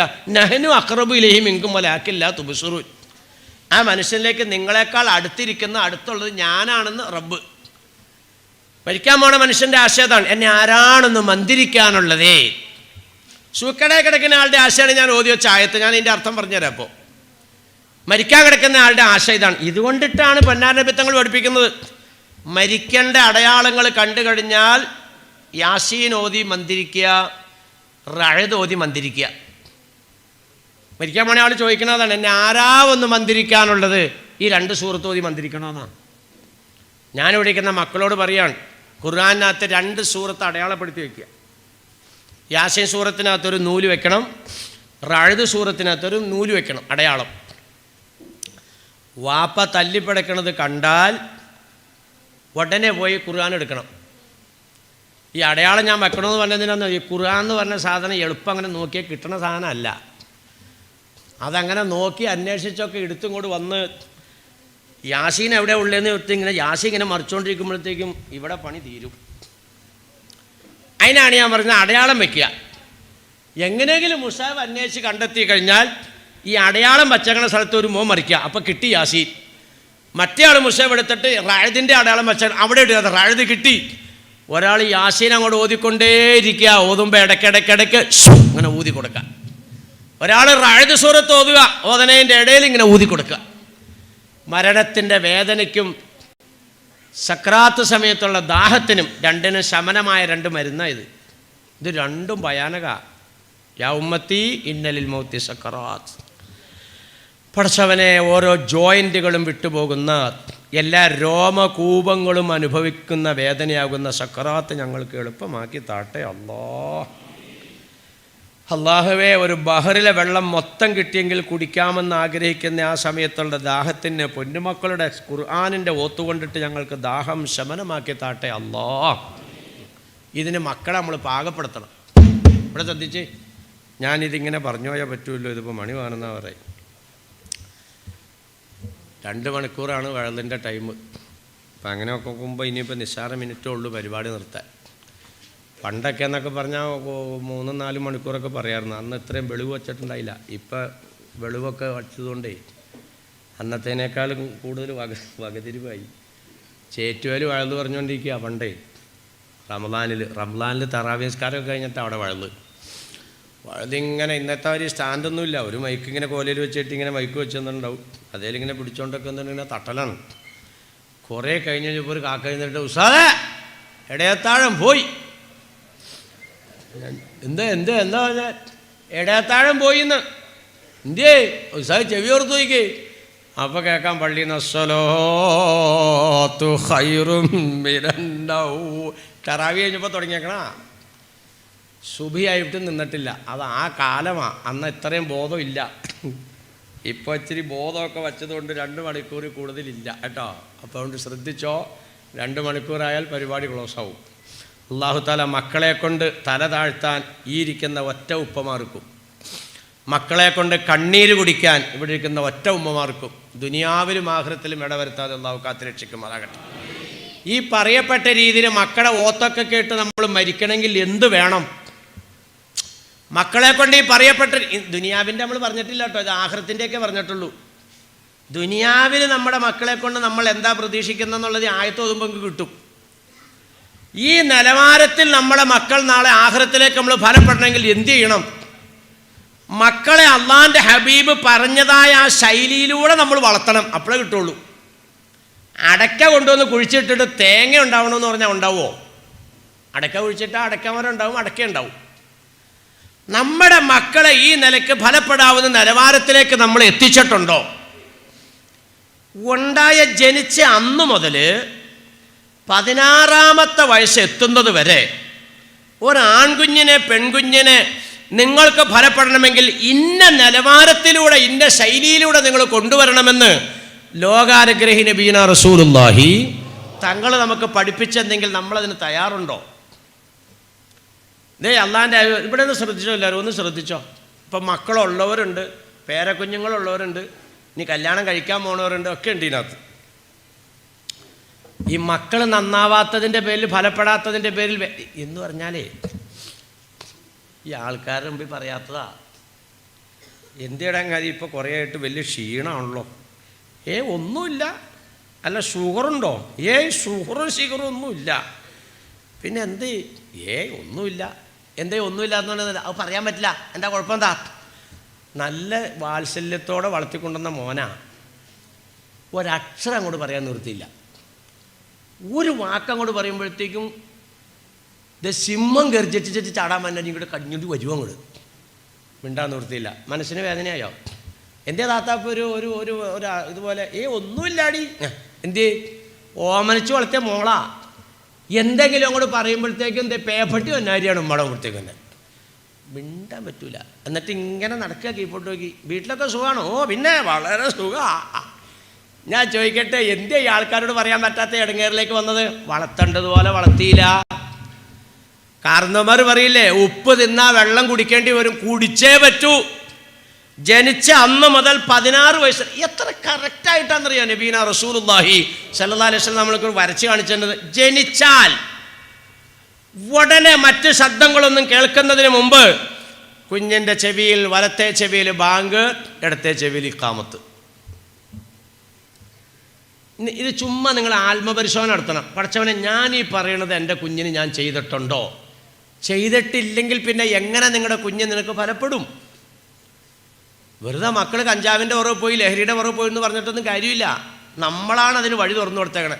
മക്കൾ നമുക്ക് നാശമാകാൻ പോവുക. നമ്മൾ ഗുണത്തിന് വേണ്ടിയിട്ടായി ചെയ്യണമൊക്കെ, പക്ഷേ ഈ മക്കൾ കാരണമായിട്ട് നിങ്ങൾ നശിക്കാൻ പോവാണ്. ചുമ്മാ പറഞ്ഞാലേ ഇത്. മക്കൾ യഥാർത്ഥത്തിൽ ഷെയ്ത്താൻ വരെ നമ്മളിപ്പോൾ ഏറ്റവും കൂടുതൽ ഇടങ്ങേറാക്കണ പടപ്പല്ലേ ഈ മൂപ്പര്, ഷെയ്ത്താൻ എന്ന് പറഞ്ഞ സാധനം. നാളെ മാശറയിൽ നമുക്ക് എതിരിൽ അള്ളാഹിൻ്റെ കോടതിയിൽ വാദിക്കൂല. അള്ളാഹിൻ്റെ കോടതിയിൽ വാദിക്കുന്ന നമ്മുടെ മക്കളാണ്. അല്ലാഹുമ്മ ആതിഹിം ളഅഫൈനി മിനൽ അദാബ്. പഠിച്ചവനെ, എൻ്റെ ഈ വാപ്പാക്കും ഉമ്മാക്കും എനിക്ക് തരുന്നതിനേക്കാൾ ഇരട്ടി ശിക്ഷ നൽകണേ അല്ലാ. മക്കളുടെ ഡിമാൻഡാ. വജഅൽഹുമാ തഹത അഖദാമിനാ. ഞങ്ങളുടെ കാലിൻ്റെ ചൂടിനെ, ഈ മാഷറയുടെ ചൂടിൽ നിന്ന് രക്ഷപ്പെടാൻ, ഞങ്ങളുടെ കാലിന് ഒരു രക്ഷ കിട്ടാൻ ഉമ്മാനെ ഉപ്പാനെ ഒന്ന് മലത്തിക്കെടുത്ത് റബ്ബേ, അവരുടെ നെഞ്ചത്ത് ഞങ്ങളൊന്ന് ചവിട്ടി നിൽക്കട്ടെ അല്ലാ. ഇത് മാഷറയിൽ ആവശ്യപ്പെടുക. നിങ്ങൾ ചിന്തിക്കാതിരിക്കും ഇതൊക്കെ ഉണ്ടാവുമെന്ന്. ഇതിലപ്പുറം ഉണ്ടാവും. ചെറുതല്ല. അപ്പം ഇത് ശാശ്വതമായി നാശത്തിലേക്കോ അപകടത്തിലേക്കോ അങ്ങോട്ട് വിടണേ മക്കളെ. അപ്പം സമ്മതിക്കുമോ? ഈ നബിത്തങ്ങൾ എണ്ണിത്തന്ന് നമ്മുടെ ഏത് കുഞ്ഞുങ്ങളിലും നമ്മൾ നടപ്പിലാക്കിയിട്ടുണ്ട്. നിങ്ങളൊന്ന് ശ്രദ്ധിച്ചു നോക്കി. ഉണ്ടായാൽ അപ്പം തന്നെ വേറെ ശബ്ദങ്ങളും കേൾക്കണതിന് മുമ്പ് അള്ളാഹിൻ്റെ ദഅവത്തിൻ്റെ സന്ദേശം ചെല്ലണതായി കേൾക്കണം. അല്ലാഹു അക്ബർ, അല്ലാഹു അക്ബർ ചെവിയിൽ. അത് നമ്മൾ പറഞ്ഞു കൊടുത്തിട്ടില്ലെങ്കിൽ മറ്റേ മൂപ്പരുടെ ദഅവത്തങ്ങ് ചെല്ലും. മറ്റേ മൂപ്പരുടെ ദഅവത്തം കൂടി ചെന്ന് കഴിഞ്ഞാൽ പിന്നെ രക്ഷപ്പെടില്ല. ഇന്ന് പ്രസവങ്ങൾ നല്ലൊരു ശതമാനവും ഹോസ്പിറ്റലുകളിലാണ്. ഞാൻ ചോദിക്കട്ടെ, അങ്ങനെ സൗകര്യമുള്ള ഹോസ്പിറ്റലിൽ തേടി പോകുന്ന എത്ര ദമ്പതികളുണ്ട് ഇവിടെ? ഇത് വലിയ പ്രശ്നം. ഇത് ചികിത്സാരംഗത്ത് വരെയും 60-70% തീവ്ര ചിന്താഗതികളിലേക്ക് മാറിപ്പോയി മനുഷ്യർ. അവൻ ഇന്ന ജാതിക്കാരനാ, അവൻ ഇന്ന മതക്കാരനാണ്, ആ ശൈലിയിലുള്ള ചിന്തയായിപ്പോയി. ഒരു 60-70% അങ്ങനെയുള്ള കാലഘട്ടത്തിൽ ചികിത്സകൾ തിരഞ്ഞെടുക്കുന്നവരെയും വളരെ ശ്രദ്ധിക്കണം. നമ്മൾ പണം കൊടുത്താണ് ഗൈനക്കോളജിസ്റ്റിൻ്റെ അടുക്കൽ നമ്മൾ ചെല്ലണത്. അവിടെ നമ്മൾക്ക് പറയപ്പെടുന്ന, നമുക്ക് വിധിക്കപ്പെടുന്ന രീതിയിലുള്ള കാര്യങ്ങൾ ചെയ്യാൻ സൗകര്യമുണ്ടോ എന്ന് അന്വേഷിച്ചിട്ട് അവിടെ ചികിത്സ തേടാവുള്ളൂ. എനിക്ക് 6 പേരക്കുഞ്ഞുങ്ങളുണ്ട്. 6 പേരക്കുഞ്ഞുങ്ങൾ. ഈ 6 കുഞ്ഞുങ്ങൾക്കും ലേബർ റൂമിനകത്ത് ബാങ്ക് ഇഖാമത്ത് കൊടുക്കാനുള്ള സംവിധാനം എനിക്ക് കിട്ടിയിട്ടുണ്ട്. ചിലതിന് ഞാൻ ഉണ്ടായില്ല, ഹജ്ജിൻ്റെ സമയത്തായി പോയി. പക്ഷേ വീട്ടിൽ ബാക്കി മക്കൾക്കുള്ള സൗകര്യം ചെയ്തു കൊടുത്തു. അങ്ങനെയുള്ള ഹോസ്പിറ്റലാണ് ഞാൻ ചികിത്സിക്കാൻ പോണത്. ആലുവയുടെ ഹൃദയഭാഗത്തുണ്ട് ഒരു നല്ല ഹോസ്പിറ്റൽ, നജാത്ത് എന്ന് പറഞ്ഞിട്ട്. വലിയ നിസ്കാരത്തയമ്പും താടിയുമുള്ള ഒരു വലിയ പണ്ഡിതനാണ് അവിടുത്തെ MD ഡോക്ടർ അബ്ബാസ്. അള്ളാഹു അവർക്കൊക്കെ ദീർഘായുസ് കൊടുത്ത് അനുഗ്രഹിക്കുമാറാട്ടെ. നല്ല മനുഷ്യനാണ്. ലേബർ റൂമിൽ ഗൈനക്കോളജിസ്റ്റ് സഹോദര സമുദായത്തിൽപ്പെട്ടതായിരിക്കും, പക്ഷെ നമുക്ക് സൗകര്യം ചെയ്തു തരും. ഉസ്താദെ ഇന്ന സമയത്തോട്ടോ എന്ന് പറഞ്ഞിട്ട് ലേബർ റൂമിൻ്റെ സൈഡിൽ തന്നെ നമ്മളകത്തേക്ക് കയറ്റി കൊണ്ടുപോകും. കുഞ്ഞിൻ്റെ സൈഡിൽ കെടുത്തി തരും. നമ്മൾ ബാങ്ക് ഇഖാമത്തും ചെവിയിൽ കൊടുക്കുക. വലത്തെ ചെവിയിൽ ബാങ്ക്, ഇടത്തെ ചെവിയിൽ ഇഖാമത്ത്. ഇത് ആർക്ക് കൊടുത്തിട്ടുണ്ട്? നമുക്കൊക്കെ നൽകപ്പെട്ടു. ബഹുമാനികളെ, ബാങ്ക് കൊടുത്താൽ ഇഖാമത്ത് കേട്ടാൽ പിന്നെ എത്ര സമയമുണ്ട് കൈ കെട്ടാൻ പറ? നമ്മളെല്ലാം ബാങ്കും ഇഖാമത്തും കൊടുക്കപ്പെട്ട മനുഷ്യരാണ്. അതവിടെ കൊടുത്തു. എന്നിട്ട് എന്ത് ചെയ്യണമെന്നറിയോ? ബാങ്കും ഇഖാമത്തും കൊടുത്താൽ പിന്നെ മധുരം തുപ്പിക്കൊടുക്കലാണ്. തങ്ങളുടെ മുമ്പിലേക്ക് ഇങ്ങനെ വെച്ചു കൊടുക്കും കുഞ്ഞിനെ. അല്ലാഹുവിൻ്റെ റസൂലേ, ഒരു കുഞ്ഞുണ്ടായി. കാരക്ക കയ്യിൽ കരുതിയിട്ടുണ്ടാവും. ഈ കാരക്ക അങ്ങ് കൊടുക്കും നബി തങ്ങളുടെ കയ്യിൽ. തങ്ങളത് വായിലിട്ട് ചവച്ച് അരച്ച് ദ്രാവക രൂപത്തിലാക്കിയിട്ട് കുഞ്ഞിൻ്റെ വായിലേക്ക് ഇങ്ങനെ വെച്ചു കൊടുക്കും. നല്ല മനുഷ്യന്മാരെ കൊണ്ടിട്ട് അത് ചെയ്യിപ്പിക്കണം. ലേബർ റൂമിൽ നിന്ന് കുഞ്ഞിനെ അങ്ങോട്ട് തരുമ്പോൾ തന്നെ അതെ എന്നാ സുബൈദാടെ കുഞ്ഞ് ഇങ്ങോട്ട് കൊണ്ട എടാ നീ മറ്റേ അമ്മാച്ചനെ വിളിച്ചടാ, അമ്മാച്ചനെ വിളിച്ചോ, മധുരം തുപ്പി ഞാൻ കാരക്ക കൊണ്ടുന്നുണ്ട്. അമ്മാച്ചനാ? ആ മുമ്പിൽ അവിടെ നിന്നുണ്ട് വീഡിയോ ഇരിക്കുന്നുണ്ട്. എന്നാ വിളിക്കണ്ടാടാ. എന്നാൽ നമ്മുടെ വാപ്പാനെ വിളി. നമ്മുടെ വാപ്പായോ ഇതേ വായു നിറച്ച് പോലെയാണ്, എന്നാൽ വാപ്പാനെ വിളിക്കണ്ട. അപ്പോൾ പിന്നെ ഇപ്പം എന്താ ചെയ്യുക? എന്നാൽ ഞാൻ തേൻ കൊണ്ടുവന്നിട്ടുണ്ട് മോനെ, ബിസ്മിൻ ജില്ല, തേന് ചില തൊട്ട് കൊടുത്തോ, അത് മതി. ഇപ്പോൾ തുപ്പാൻ പറ്റിയ അമ്മാശനും ഇല്ല, തുപ്പാൻ പറ്റിയ വാപ്പായും ഇല്ല. അപ്പം ഇത് തൊട്ട് കൊടുത്താൽ മതി. അത് കഴിഞ്ഞിട്ടോ അൽ വലത് യുഅഖു യൗമുസ്സാബീൻ, 7ാമത്തെ ദിവസം ചെയ്യേണ്ട പണികളെ പറഞ്ഞേ. ഇമാത്തത്തിൽ അത് അക്കീക്കയുടെ കൂട്ടത്തിൽ തങ്ങൾ കൂട്ടി പറയുന്നുണ്ട്. 7ൻ്റെ അന്ന് അഴുക്കുകൾ നീക്കണം എന്ന് പറഞ്ഞാൽ മുടി വടിച്ചു മാറ്റണം. ഉറങ്ങണവർ ഉറങ്ങിക്കോട്ടോ, ഞാനിതിങ്ങനെ പറയുകയാണ്. 7ൻ്റെ അന്ന് മുടി വടിച്ച് മാറ്റണം. എന്നിട്ട് എന്ത് ചെയ്യണം? ഒരു സ്വർണ്ണക്കടയിൽ കൊണ്ടുപോയി കാശുള്ള ആളാണെങ്കിൽ ഒരു തട്ടിൽ ആ മുടി വയ്ക്കുക, മറ്റേ തട്ടിൽ സ്വർണം വയ്ക്കുക. എന്നിട്ട് അത് സാധുക്കൾക്ക് ഹദിയ ചെയ്യുക. ചെയ്യേണ്ട സമയത്ത് ചെയ്തില്ലെങ്കിൽ അള്ളാഹു ഇരട്ടി കൊടുക്കും. മാമിൻ അബദിൻ വല അമത്തിൻ നഫഖത്തു മാബിൻ അബദിൻ വല അമത്തിൻ യുളിന്നു ബി നഫഖത്തിൻ യുൻഫിഖുഹാ ഫി റിളല്ലാഹ്. അള്ളാഹു തൃപ്തിപ്പെട്ട വഴിയിലേക്ക് ഒരടിമ ഒരു സദഖ ചെയ്യാൻ തയ്യാറില്ലെങ്കിൽ ഇല്ലാമ അൻഫഖ അദ്ആഫുഹാ ഫീമാ സുഖത്തില്ല, അള്ളാഹ്ക്ക് പൊരുത്തമില്ലാത്ത വഴിയിൽ അവനെ കൊണ്ട് ഇരട്ടി ചെലവഴിപ്പിക്കുമെന്ന് നബീന റസൂലുള്ളാഹി. ഇന്ന് അതാ നമ്മൾ കണ്ടുകൊണ്ടിരിക്കണേ. കാശില്ല എന്നാൽ വേണ്ട, വെള്ളി സദക്ക ചെയ്യുക. ഒരു കുഞ്ഞിൻ്റെ മുടിയുടെ അത്ര തൂക്കത്തിൽ വെള്ളി കൊടുക്കണമെങ്കിൽ ഒരു 500 രൂപ ചോദിക്കും. ചെയ്യാൻ തയ്യാറില്ല. എന്നിട്ട് എന്ത് ചെയ്യണം? മുടി എടുത്തതിൻ്റെ ശേഷം കുളിപ്പിക്കുക. കുളിപ്പിച്ചിട്ട് നല്ല പേരിടണം. ഇന്ന് പേര് വലിയ പ്രശ്നമാണ്. തുദ്അൗന യൗമൽ ഖിയാമത്തി ബി അസ്മാഇക്കും ബി അസ്മാഇ ആബായിക്കും ഔ കമാ ഖാല റസൂലുള്ളാഹി അഹ്സിനു അസ്മാഅക്കും. മഹ്ശറയിൽ നിന്റെ വാപ്പാടെ പേര് കൂട്ടിയിട്ടാണ് വിളിക്കുക. അതുകൊണ്ട് നല്ല പേരിട്. ഇന്ന് എന്താ ബഹുമാനികളെ, പേരിൻ്റെ പേരിൽ തല താഴ്ത്തുന്ന അവസ്ഥ വന്നില്ലേ? കാരണന്മാരല്ലേ ഇതിൻ്റെ ഉത്തരവാദികൾ. കുഞ്ഞുങ്ങൾക്കിടുന്ന പേരൊന്നും മനുഷ്യൻ്റെ പേരല്ല, കണ്ട പട്ടിയുടെയും പൂച്ചയുടെയും കന്നാലിൻ്റെ ഒക്കെ പേരാണ് ഇടുന്നത്. ഒന്നാമത്തെ പിള്ള ഉണ്ടായിപ്പോൾ ആങ്കൊച്ച, അപ്പോൾ അതിന് കുട്ടന് പേരിടും.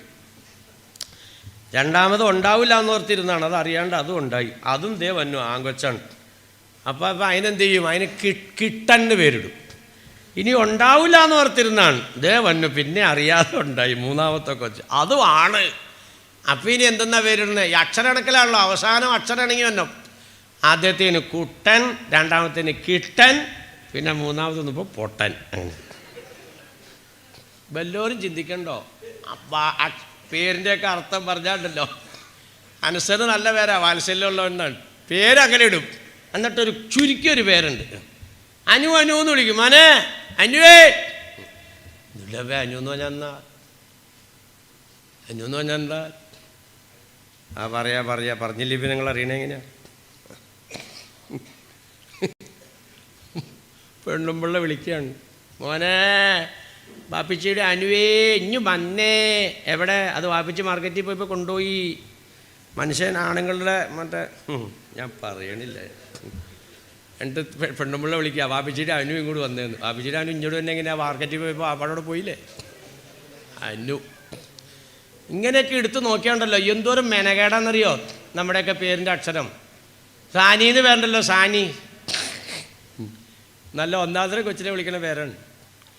ഞാൻ പറയാം, പഠിച്ചവനോർത്ത് പേരൊക്കെ ഇടുമ്പോൾ ഉസ്താദന്മാരോടൊക്കെ വന്ന് ചോദിക്കണം ഇതിൻ്റെയൊക്കെ അർത്ഥം എന്താണെന്നൊക്കെ ചോദിക്കുക. എന്നിട്ട് നല്ല പേരിടുക. മഹ്ശറയിൽ ഈ പേരെ വിളിക്കണത് നമ്മുടെ ഐഡൻറ്റിറ്റിയാണ് ഈ പേരെന്ന് പറയുന്നത്. മരണം വരെയും വിളിക്കൽ മാത്രമല്ല, മരണശേഷവും വിളിക്കുകയല്ലേ. അപ്പോൾ 7ൻ്റെ അന്ന് അക്കീക്ക ഇറക്കുക, മുടി കളയുക, മുടിയുടെ തൂക്കം സ്വർണ്ണോ വെള്ളിയോ സദക്ക ചെയ്യുക, എന്നിട്ട് പിന്നെ പേരിടുക, സുന്നത്ത് കഴിക്കുക. ഇന്ന് പല ഭാഗത്തും പ്രശ്നമാണ്. 7ൻ്റെ അന്ന് സുന്നത്ത് കഴിക്കാൻ വേണ്ടി ചെറുക്കൻ്റെ ആൾക്കാരും ബാപ്പായും ഒക്കെ തയ്യാറായാൽ പെണ്ണോ 7ൻ്റെ അന്നാ ഈ പെണ്ണോർത്താണ് ആ കണ്ടിച്ച് കളയുന്നു. ഇതാകെ മുറിച്ച് കളയല്ല, ഈ അറ്റം കുറച്ചേ മുറിക്കണുള്ളൂ.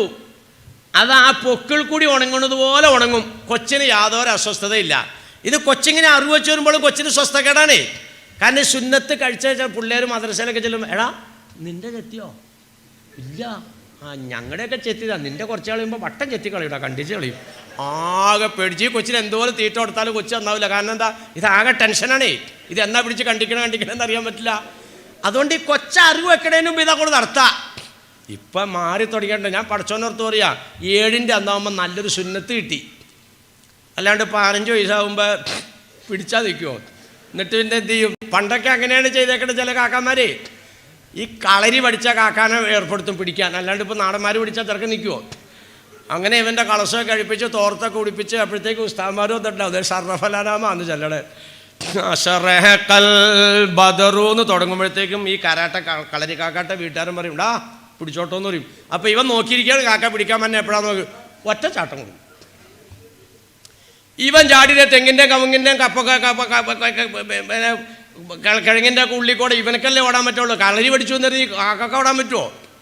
അവസാനം പിടി കിട്ടൂല. തിരിച്ച് കാക്ക ഇവിടെ വരുമ്പോഴത്തേക്കും സർഫലന തീർന്നിട്ടുണ്ടാവും. അപ്പം പിന്നെ എന്ത് ചെയ്യും?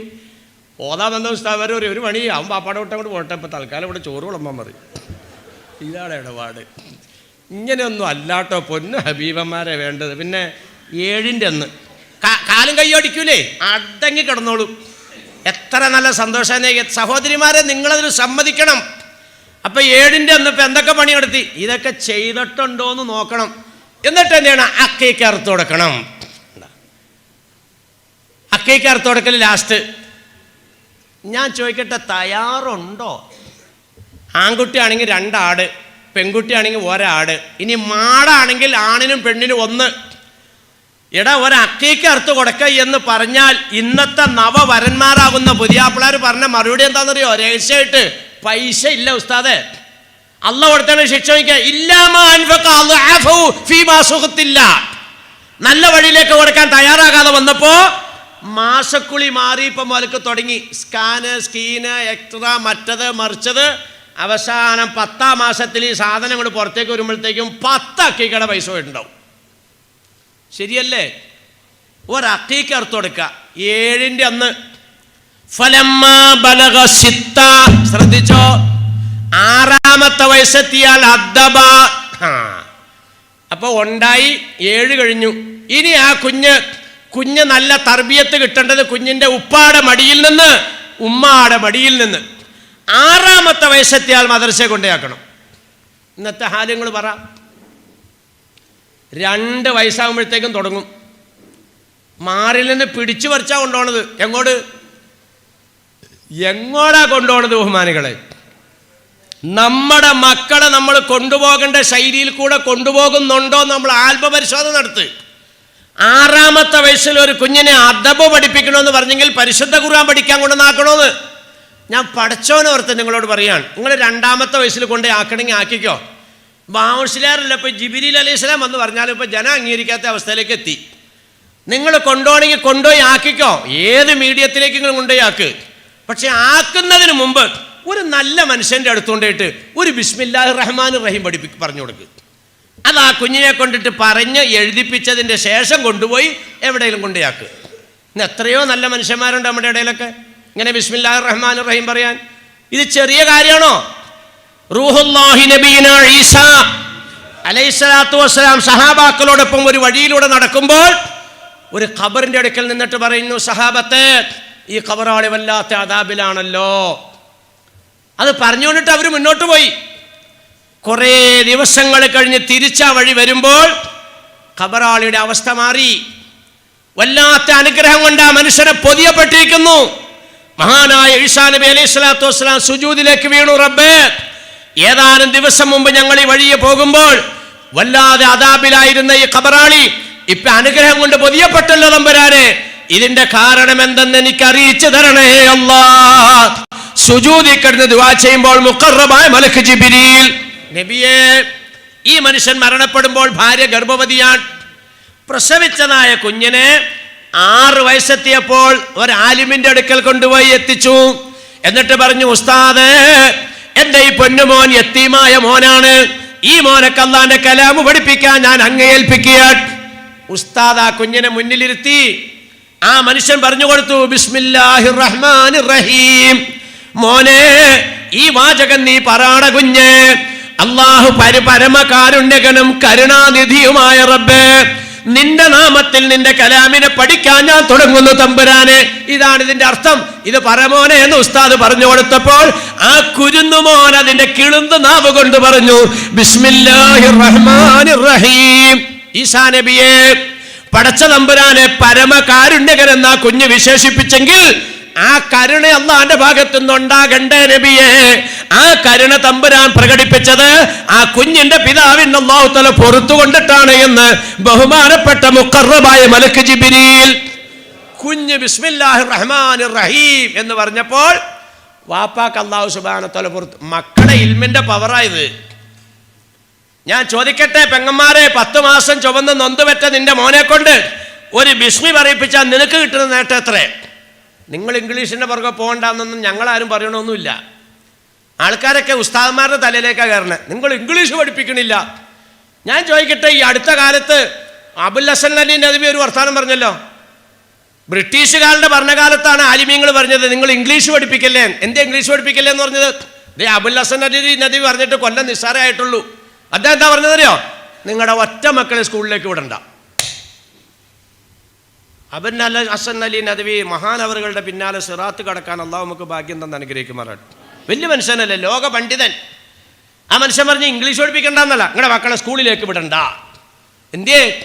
വടക്കേ ഇന്ത്യയിലെല്ലാം കുരുന്നു മക്കളിലേക്ക് വർഗീയ ചിന്താഗതികൾ കയറ്റുന്നതിന് പാഠപുസ്തകങ്ങൾ വർഗീയവൽക്കരിച്ചപ്പോൾ അബുൽ ഹസൻ അലി നദ്വി ഒരു ഒറ്റ ഓർഡർ ഇട്ടു, ഒറ്റ കുട്ടികളെയും പള്ളിക്കൂടത്തിലേക്ക് വിടണ്ട. പള്ളിക്കൂടത്തിൽ ചെന്നാലല്ലേ ഇപ്പം ഇത് പഠിക്കുള്ളൂ.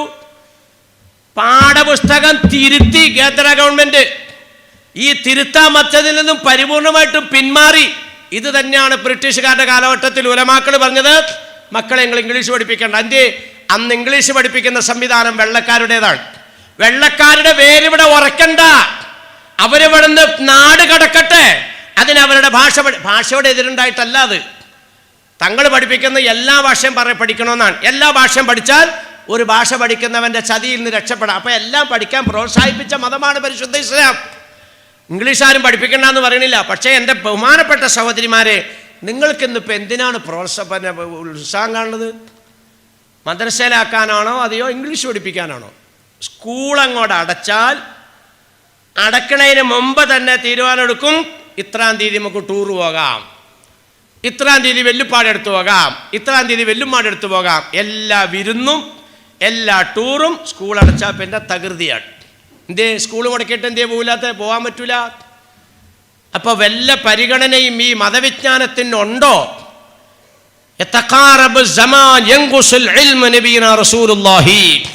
ലോകം അതിൻ്റെ അവസാനത്തിലേക്ക് എത്തുമ്പോൾ വിജ്ഞാനം കുറയുകയാണ്. വിജ്ഞാനം കുറയലാണ് ഈ പ്രശ്നങ്ങൾക്കൊക്കെ കാരണം. കുഞ്ഞുങ്ങൾ ലഹരിയിലേക്കൊക്കെ പോകുന്നുണ്ടെങ്കിൽ കാരണക്കാർ നമ്മൾ തന്നെയാണ്. മോനെ, നീ എവിടെ നിന്നാ വന്നത്, നീ എവിടെയാണ് നിൽക്കുന്നത്, എങ്ങോട്ടാ പോകുന്നത്, ഇത് നമ്മുടെ കുഞ്ഞുങ്ങളെ പഠിപ്പിച്ചു കൊടുക്കാൻ നമ്മൾ തയ്യാറല്ല. മദ്രസാരംഗന്മാർക്കും യാതൊരു പരിഗണനയില്ലാതെയായിപ്പോയി. ശരിയല്ലേ? അപ്പം ഞാൻ നിർത്തുകയാണ്. 6ാമത്തെ വയസ്സിൽ അദ്ദബാത്ത്, കുഞ്ഞിനെ മദ്രസയെ കൊണ്ടുവന്നാക്കണം. കുഞ്ഞുങ്ങളെ മദ്രസയിലാക്കിയിട്ടില്ലെങ്കിൽ ജനങ്ങളെ, നമ്മളെ സംബന്ധിച്ച് മക്കൾ പഠിക്കുമോ? ആക്കാത്തതിൻ്റെ ഗുരുതരമാകുന്ന വിപത്താണ് ഇപ്പോൾ ഈ ആയത്തെ ഓതി തന്നത്. ഞാൻ അതിലേക്ക് എത്തിയിട്ടില്ല, അത് നിങ്ങൾക്ക് കേൾക്കുമ്പോൾ മനസ്സിലാവും കളി. ഫലമ്മാ ബലഗ തിസ്അ, 9ാമത്തെ വയസ്സെത്തിയാൽ അസല ഫിറാശഹു, വിരിപ്പിൽ മാറ്റിക്കിടത്തണമെന്ന് നബിയുനാ റസൂലുള്ളാഹി. 9 വയസ്സായ കൊച്ചിനെ പിടിച്ചു വലിച്ച് ഏതെങ്കിലും റൂമിൽ കൊണ്ടുവന്നിട്ട് വാതിലടയ്ക്കാനല്ല ഈ പറയണത്. നമ്മുടെ റൂമിൽ തന്നെ കിടക്കട്ടെ, ഒരു ചെറിയ കിടക്ക അവന് വേണ്ടി സ്പെഷ്യൽ, അല്ലെങ്കിൽ അവൾക്ക് വേണ്ടി, അല്ലെങ്കിൽ വേറെ ഒരു വിരിപ്പ്, ഒരു തലങ്ങണ, അതിൽ വേറെ ആരും കിടത്തണ്ട, വേറെ കുട്ടികളെ കിടത്തണ്ട. ചാവക്കാട് എന്ന് പറയുന്നത് മുസ്ലിം ബെൽറ്റല്ലേ?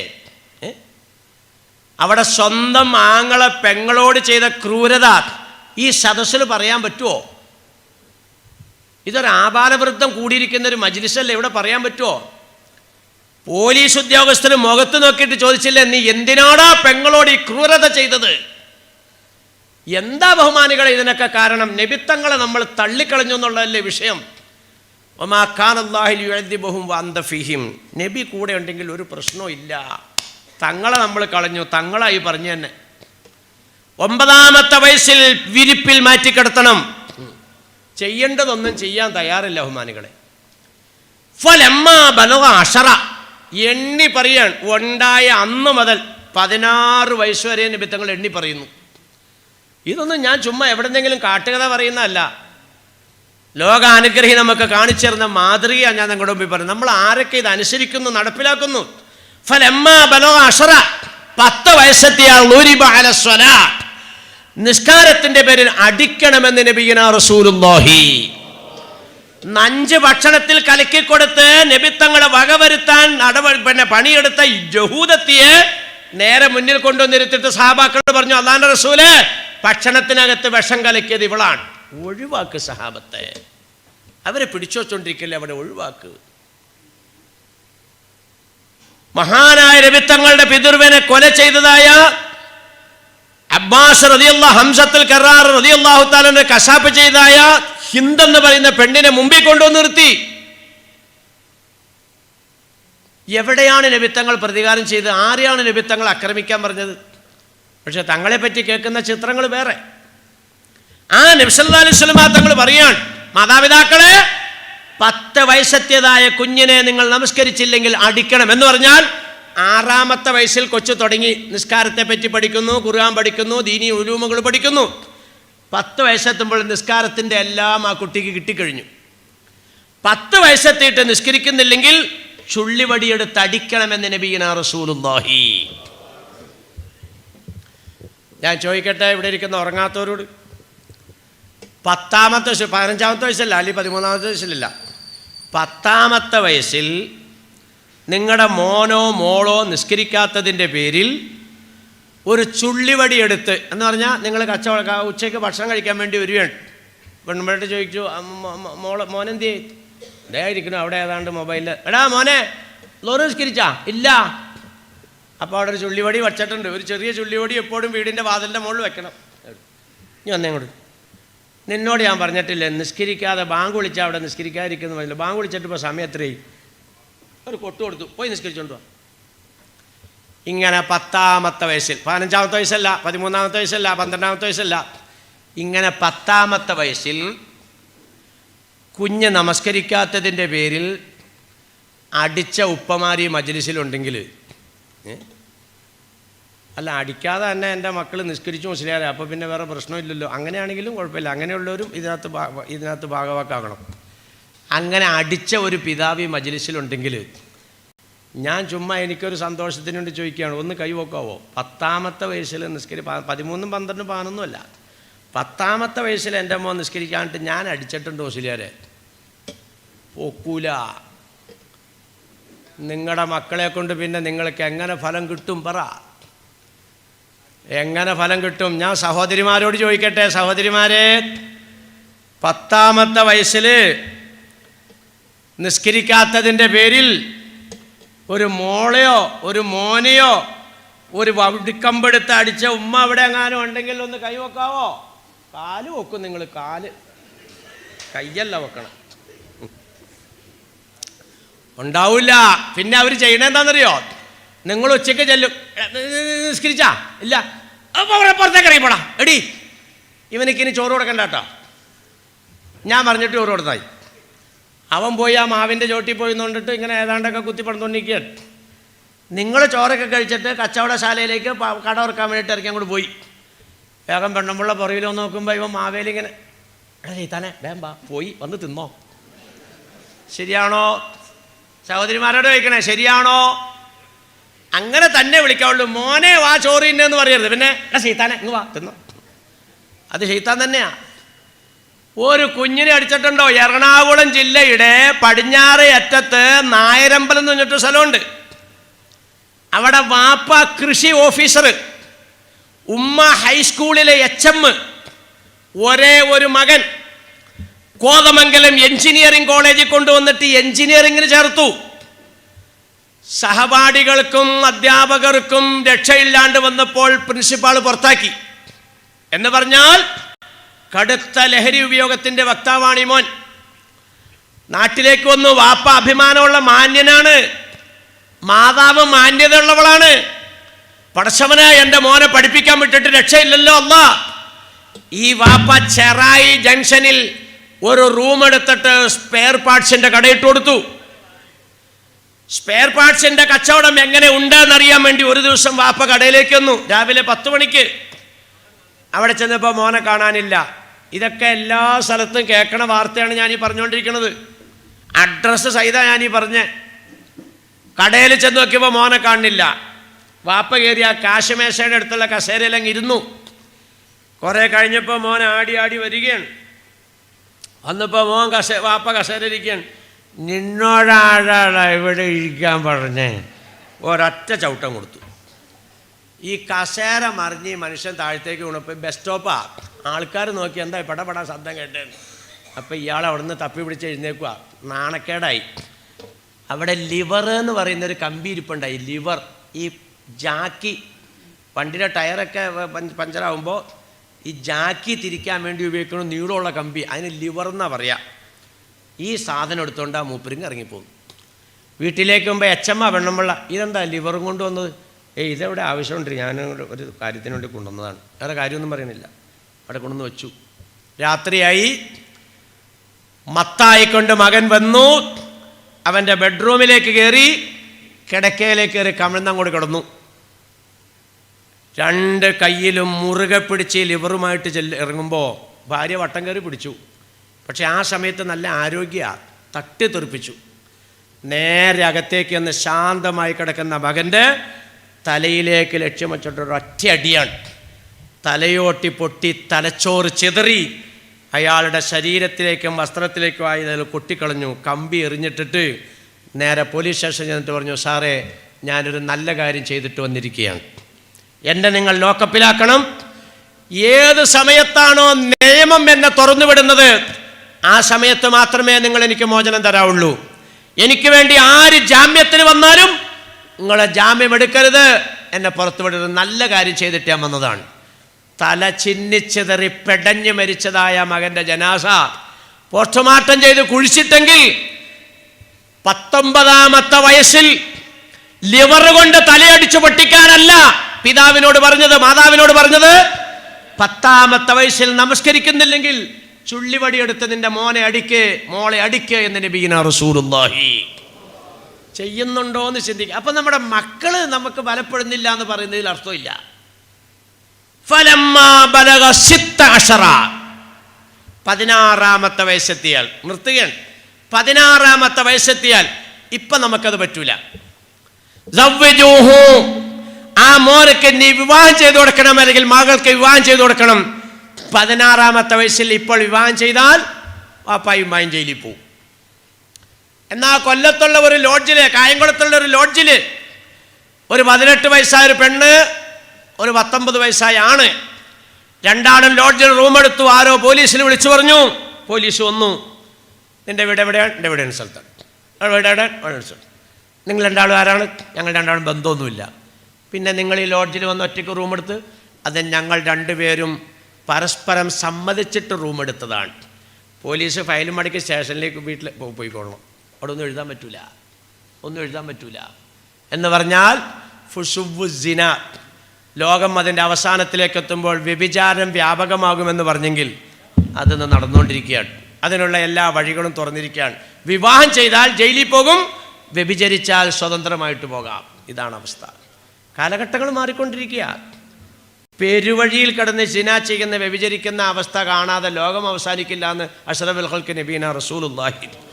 കമാ തസാഫദൽ ബഹായിമി ഫി തുർക്കീൻ, കന്നാലികൾ നാൽക്കാലികൾ ഇണചേരും പോലെ വഴിയിൽ ഇണചേരുന്നത് നിങ്ങൾക്ക് കാണാം. ആ സന്ദർഭത്തിൽ ആ മതിലിൻ്റെ അപ്പുറത്തേക്കൊന്ന് നീങ്ങിക്കിടന്നെങ്കിൽ നന്നായിരുന്നു എന്ന് പറയുന്ന വ്യക്തി എൻ്റെ ഈ കാലഘട്ടത്തിലുള്ള സിദ്ദീഖുൽ അക്ബറിനെ പോലെ, ഉമറുൽ ഫാറൂഖിനെ പോലെ റളിയല്ലാഹു അൻഹുമ ഈമാനുള്ള വ്യക്തികളായിരിക്കുമെന്ന് നബീന റസൂലുള്ളാഹി.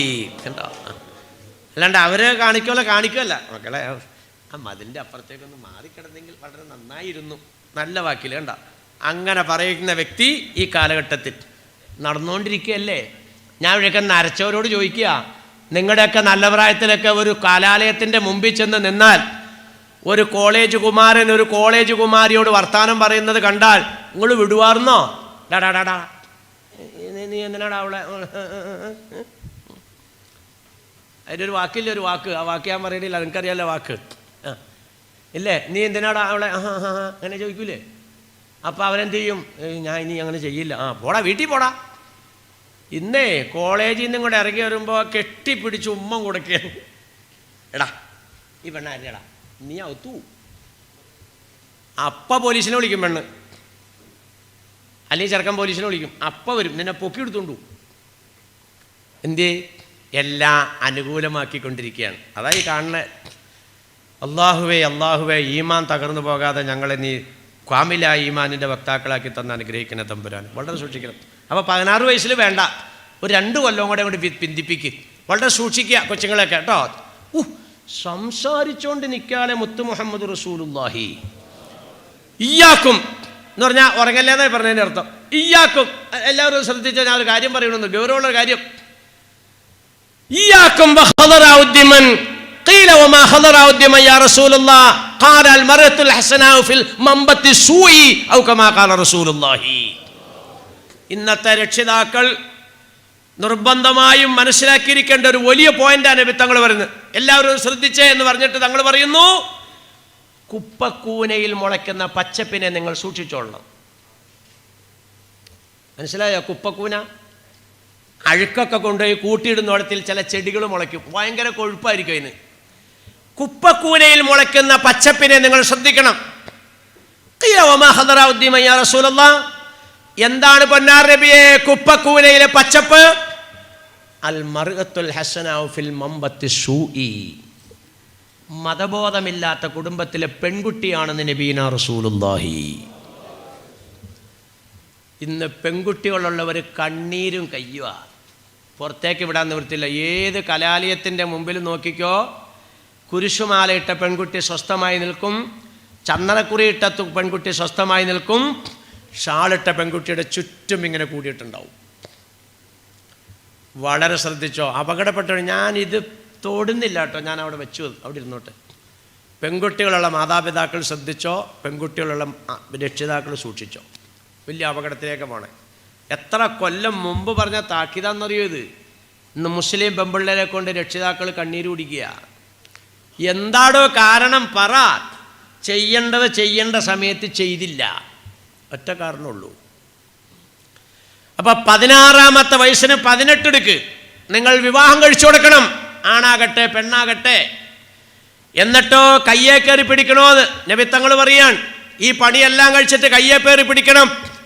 എന്നിട്ട് പറയണം, മോനെ ഇന്നീ നിനക്ക് ഞാൻ അല്ലംതുക വഅദ്ദബതുക അൻഗഹതുക, നിനക്ക് ഞാൻ അഖീഖ അറുത്തു മോനെ, നിനക്ക് ഞാൻ നല്ല പേരിട്ടു മോളെ, നിനക്ക് ഞാൻ ഇൽമു പഠിപ്പിച്ചു തന്നു മക്കളെ, നിനക്ക് ഞാൻ അദബ് പഠിപ്പിച്ചു തന്നു, ഇതാ നിനക്ക് ഞാൻ ഇതാ വിവാഹം ചെയ്തു തന്നു. ഇന്നി അഊദു ബിക മിന ദുനിയാ ഇന്നി അഊദു ബിക മിൻ അദാബിക ഫിദ് ദുനിയാ മിൻ ഫിത്നതിക ഫിദ് ദുനിയാ വഅദാബക ഫിൽ ആഖിറ. നിന്റെ ഭാഗത്ത് നിന്ന് ദുനിയാവിൽ എനിക്ക് എന്തെങ്കിലും ഇടങ്ങേറുണ്ടാകുന്നതിനെയും ആഖിറത്തിൽ എനിക്ക് എന്തെങ്കിലും ശിക്ഷ ഉണ്ടാകുന്നതിനെയും ഞാൻ എൻ്റെ റബ്ബിനോട് കാവലിനെ ചോദിക്കുന്നു. മോനെ മോളെ കൈവിട്ടേക്കുക. 16-ാമത്തെ വയസ്സെത്തിയിട്ട് ഈ പണികളെല്ലാം നടത്തി കയ്യെ പിടിച്ചിട്ട് ഇങ്ങനോട് പറഞ്ഞുകൊണ്ടങ്ങ് വിട്ടേക്കുക. ഇനി നീ കുഞ്ഞല്ല, നീ കുട്ടിയല്ല, നീ പാകത എത്തിയതായ ഒരു ചെറുപ്പക്കാരനാണ്, ചെറുപ്പക്കാരിയാണ്. ഇനി നിനക്ക് സ്വതന്ത്രമായിട്ട് ജീവിക്കാം. അതിൻ്റെ ശേഷം മക്കൾ തെറ്റിക്കോട്ടെ, ഒരു ഉത്തരവാദിത്വം നമുക്കില്ല. ഈ 16-ാമത്തെ വയസ്സ് വരെ ജനിച്ച് അന്ന് മുതൽ മക്കളെ സംബന്ധിച്ച് ഇത്രയും ഉത്തരവാദിത്വം നമുക്കുണ്ടെങ്കിൽ ഈ ഉത്തരവാദിത്വം നിർവഹിക്കാൻ നമ്മൾ തയ്യാറായിട്ടുണ്ടോ? നമ്മുടെ മക്കൾക്ക് ദീനിയായിട്ട് നമ്മൾ എന്തു കൊടുത്തിട്ടില്ലെങ്കിൽ നമ്മൾ കിടപ്പിലാകാൻ പോവുകയാണ്. കിടപ്പിലാകുമ്പോൾ നമ്മുടെ ആശ മാറും. ബാലസ്ഥാവൽ ക്രീഡാശക്തേ തരുണസ്ഥാവൽ തരുണീശക്തേ വൃദ്ധസ്ഥാവൽ ചിന്താശക്തേ പരമേ ബ്രഹ്മണി കോപിനശക്തേ. ആശകൾക്ക് മാറ്റം വരും. അപ്പോൾ ഇൻഷാ അല്ലാഹ് ഞാൻ ഈ ആയത്തെ ഞാൻ വേറെ എവിടെയെങ്കിലും ചെന്ന് പറഞ്ഞോളാം, വിധി ഉണ്ടെങ്കിൽ.